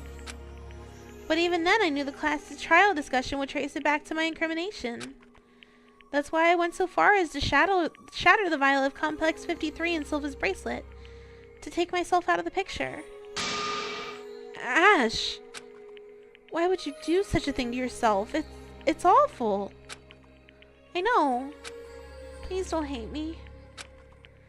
And forgive me for making such a selfless request, but all I ask is that you live and survive.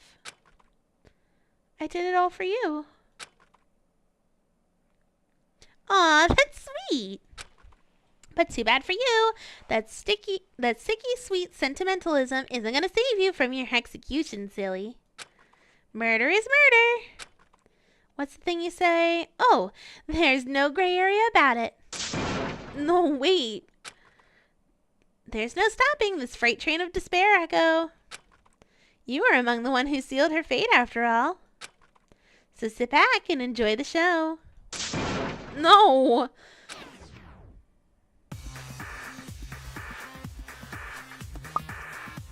Oh, we actually get something for this one. Ashley's hand slipped through mine. She disappeared into the black as I collapsed over myself. All I could do to pull myself up was keep my focus squarely on Ashley, as her horrified visage was projected for us to grimace upon. I tried to soak up my final moments with her, even though I knew they were going to be gruesome. Ashley was chained to a metal post. An industrial whirring spun in my skull as a set of arms began to wind up. Clenched at the end of each arm was a horseshoe. Ashley was bound in the direct path across the massive grinding machinery 40 meters away. They're gonna play horseshoes with Ashley as the post. Ashley's expression was taunt. There was only one way out of this game for her, and it was winding up in front of her, just a few paces away. The first pitch was thrown. The light clink as the arm released a horseshoe made my heart drop. It missed with a full thud in the dirt behind Ashley. A second, third, fourth, sixth pitches were thrown with wild abandon, as if purposely missing to prolong my own suffering.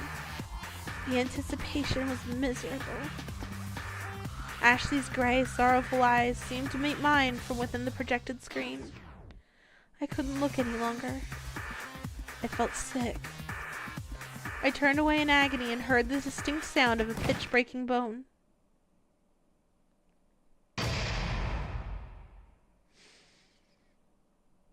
Let's get some 07s in the chat for Ashley. I could feel the life drain from my body. There was nothing but pain during her last moments. The pain that destroyed her body. And the pain that stung in her heart. Oh, it's so satisfying building up all this hope and cheer to eventually strike it down with a decisive kill. It's a little boring though. You participants killing for defensive reasons. We didn't even give a motive, which was a bit of a curveball. But interesting that a murder occurred nonetheless. Cat invasion! We're getting a cat invasion again? Hello, Red Bernie and Escoda. We're just coming to the end of this trial. We just had an execution, so like, you guys came at like the perfect time to not be spoiled and yet still be spoiled. Hello, hi. For those of you joining us in that cat invasion, I'm assuming this is Fumi again. Depression happened? Yeah. Hi, I'm Neko. Been working on my actual like introduction thing for when people come in on this. We do variety games, lots of puzzles, lots of mystery, lots of etc, etc. Yeah, it's Fumi. Yeah, it's Fumi. Guys, this is double raids from Fumi. We got raided by Fumi yesterday. It was wonderful.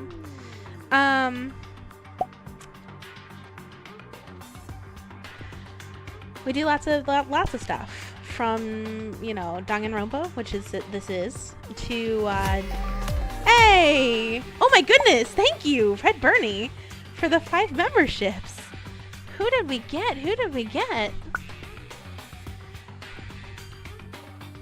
Clickety click. That's Anxious Christian, Party Yoshi, Dorian Dystart, Luminary, and Yeoman. Those are some pretty good snipes there, actually. Thank you so much. People that don't come in too often, but that are here that are here nonetheless. At least all names that I recognize. Congrats to everyone who got gifted a membership. Thank you so much. Thank you, thank you. Where is Fumi? Blaze, could you go get Fumi's link and drop it, please? I need to set up a command for them. Pogger's gifted, indeed. Indeed, indeed. Frog, hi. You think something happened Twitch side? Oh no. Looks Twitch side.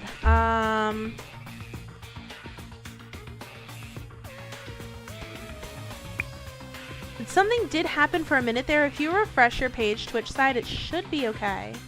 Was just frozen for a minute. The melty phase.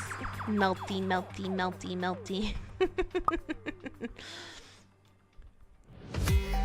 Oh my god! That's another 5!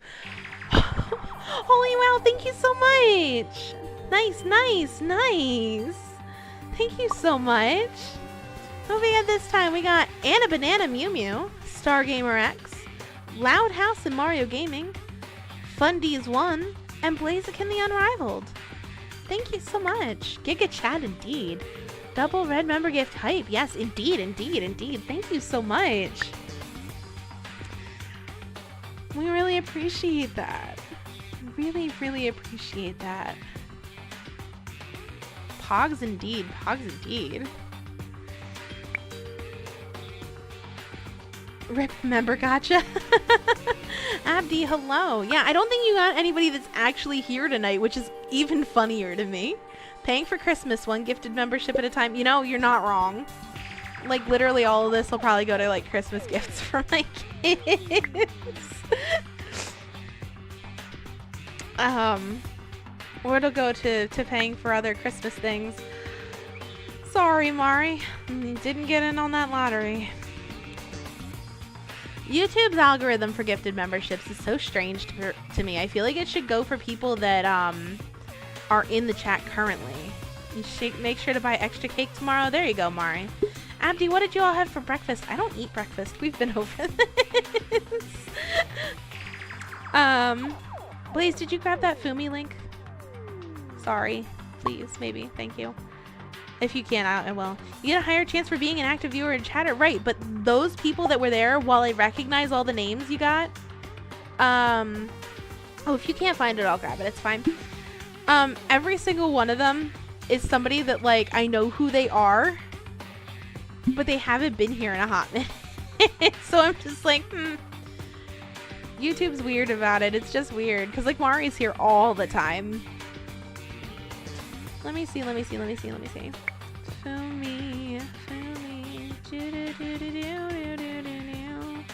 It is indeed. This is Danganronpa LAPSE.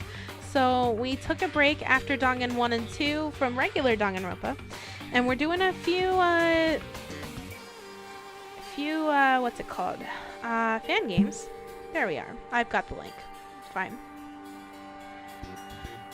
Before we do 3, there we go. We'll link that there.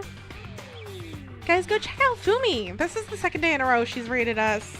We love our fellow cats. Big hearts in the chat. I love Dangan. Before Infinite Dream, Dangan was my favorite game. Game series, etc. We're also gonna, like, I'm really, really excited for 100 Line. We're gonna play Raincoat eventually. There's lots of stuff on the roster. There's lots of things we're gonna do. We've also already done all the Zero's Escape games. The VODs are around. Yeah, Blaze did help me a lot with finding the Fangans to play. So we're gonna be doing this. We're gonna be doing Super Dangan, another 1 and 2. And I think that's gonna be it for the time being. There's a couple other,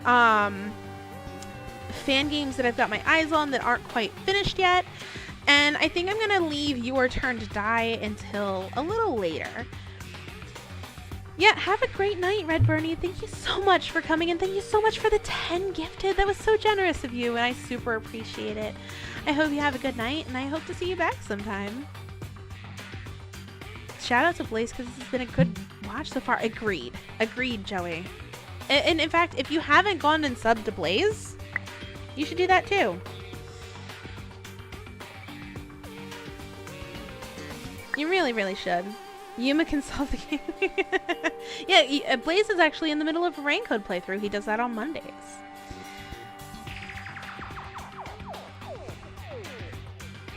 Yeah, that we're on the same page, Blaze. You're in deep lurk. Hi Kumo. Hi Kumo. Hi Kumo. Hi Kumo.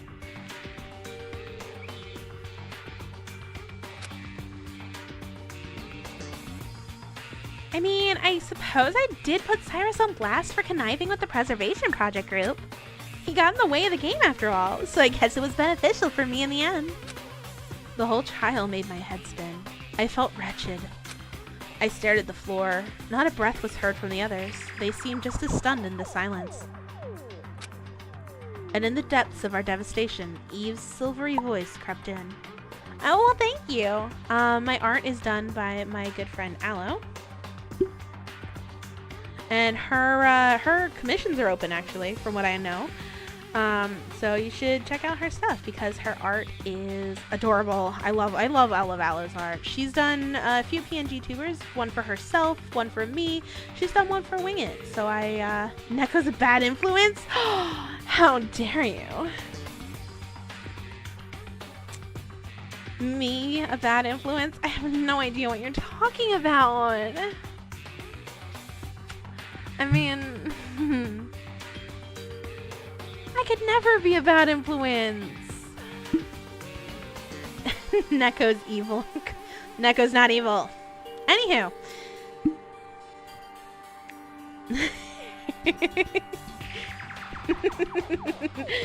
Listen, I know what I'm doing. I know what I'm doing. You're dead. Don't die too hard. Neko's just chaotic neutral. Very, very true. Well, thank you, Frog. I super appreciate it. I beseech you all to keep the memory of your friends close. It's awful. I don't want to remember this.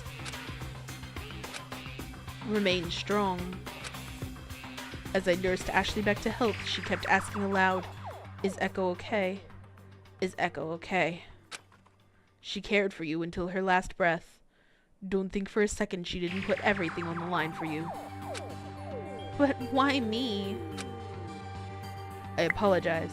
I cannot say for certain what she was thinking, except Ashley, without a doubt, cared for you deeply.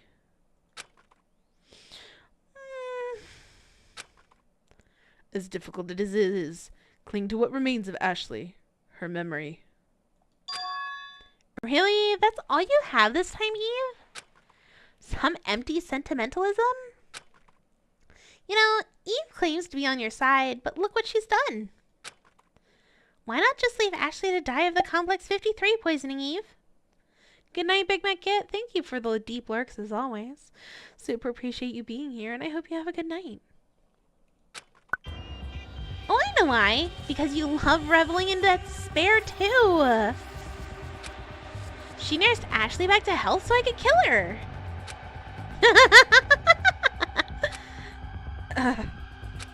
Ashley returned to us, only to be cruelly beaten to death.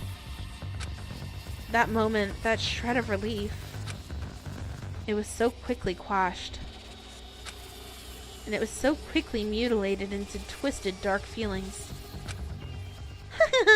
How pathetic! Noi Varlo, hi. I'm doing alright. Frog, you getting off too? Good night. Have a good one. You'll never end the game like this. You'll fail once more. Once more? Despair will triumph over hope yet again, Eve. Oh, it's Eve that's once moreing. Okay. And it's all your fault. Zero and Eve warped away, and the courtroom was engulfed in the silent darkness once again. Echo. Missy's voice was a whisper. She laid a gentle hand on my shoulder. Hey, let's get you out of here. I listlessly followed Missy out of the courtroom. Yeah, I agree, Guy. Everyone else filtered out of the courtroom at their own pace as well, dissolving into their own individual lost thoughts for the evening.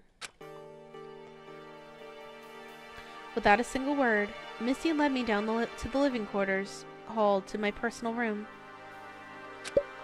Before I entered, Cannon stopped me out of nowhere. I realize that must have been hard for you, Echo.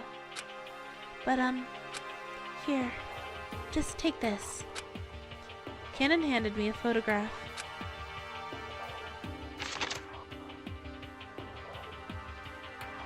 Oh. It was a photo of the students gathered in the atrium. Who's missing from this?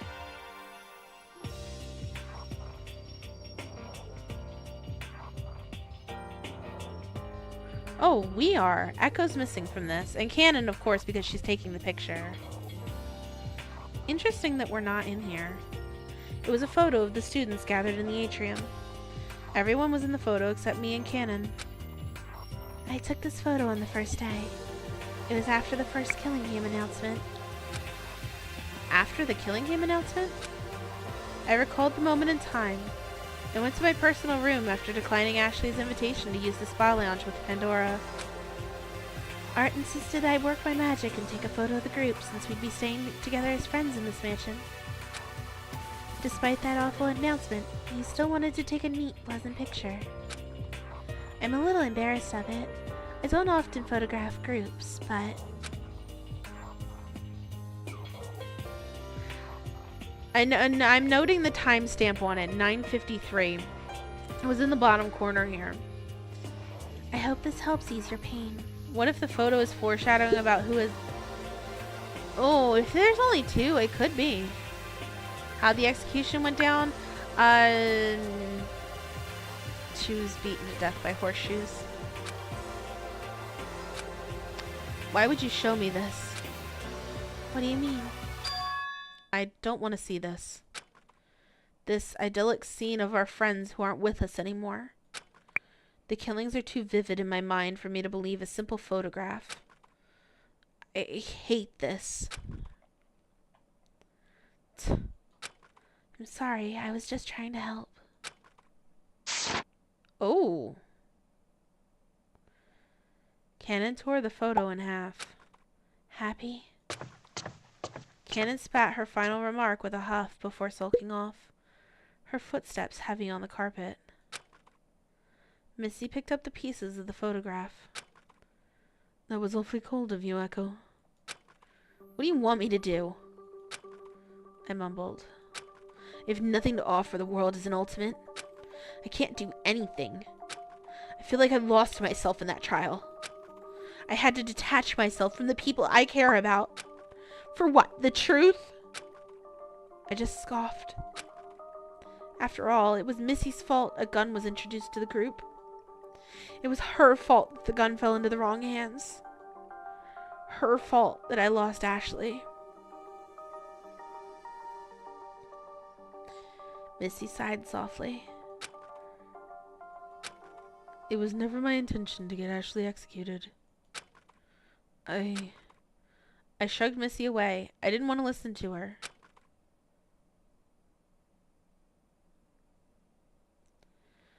I went to my personal room. I sat on the bed.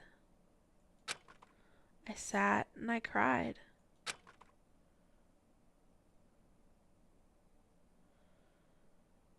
Oh, poor Echo. This feels much more realistic, yeah.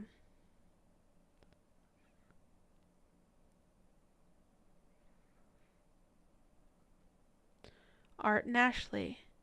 They did a horrible thing for their friends. When pressed, the two of them only thought to protect the ones important to them. What an interesting concept. It's completely idiotic, though.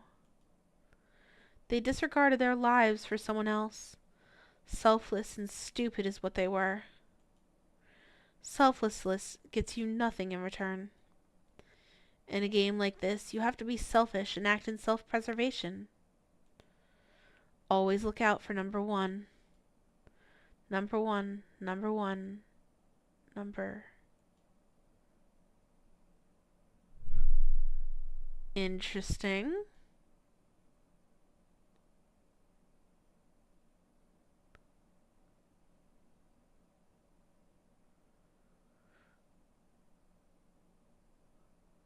Binary.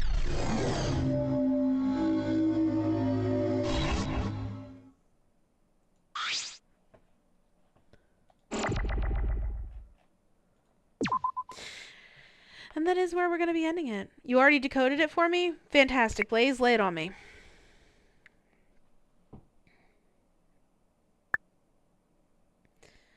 Ooh, that's about what I was expecting. I have some interesting theories. I'm not going to go into them on stream. I'll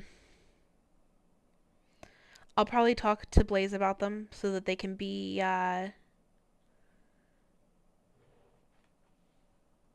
what's it called? Like recorded, I suppose. Yeah, guy. I'm not.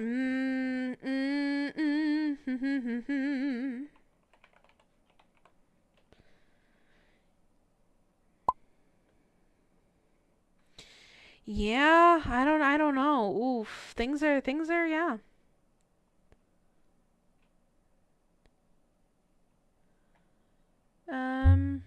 My. What did Blaze write? Basically the binary read despair, despair, despair, despair, despair, despair, despair.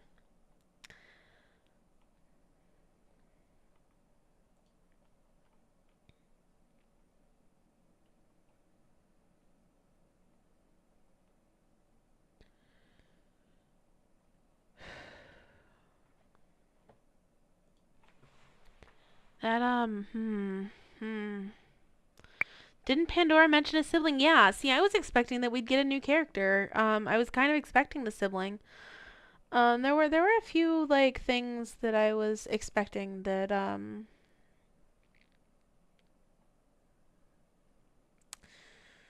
the binary numbers are a meme of themselves. Yeah, you have a theory yourself now? Yeah, there's a few theories I've got running in my head. I don't know. I don't know. I don't know. I don't know. I don't know. I'm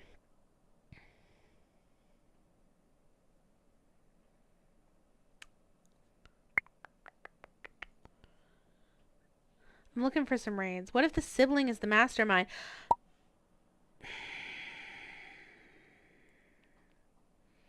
See, that's part of where I'm at. And there's a lot of places that I'm at right now, and I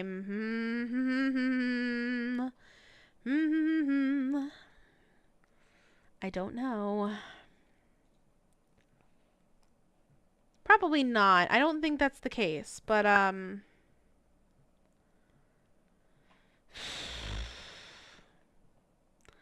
got a ton of thoughts in my head. You can't say anything, Blaze. Don't worry about it. You can't say anything. You already know what happens.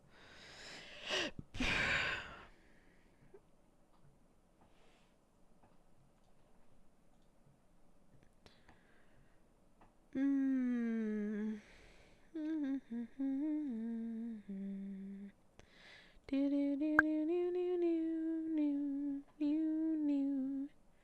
think we'll go here. Okay. So I have some raids lined up for us. Thanks again to everybody for being here tonight, to the 5 viewers on Twitch, and the however many are on YouTube, because I swear YouTube's screwing with me again. You're too tired to come up with theories right now? That's fair. That's very fair. Thank you again to Red Bernie for gifting 10 memberships, and to I Am Agathic Ecological for becoming a member. 13 currently on. You see, I'm seeing 9. I'm seeing 9. I hope everybody enjoyed the stream tonight. I hope that we have lots of theories and stuff, which if you want to, there's lots of things. So, you know, we'll see.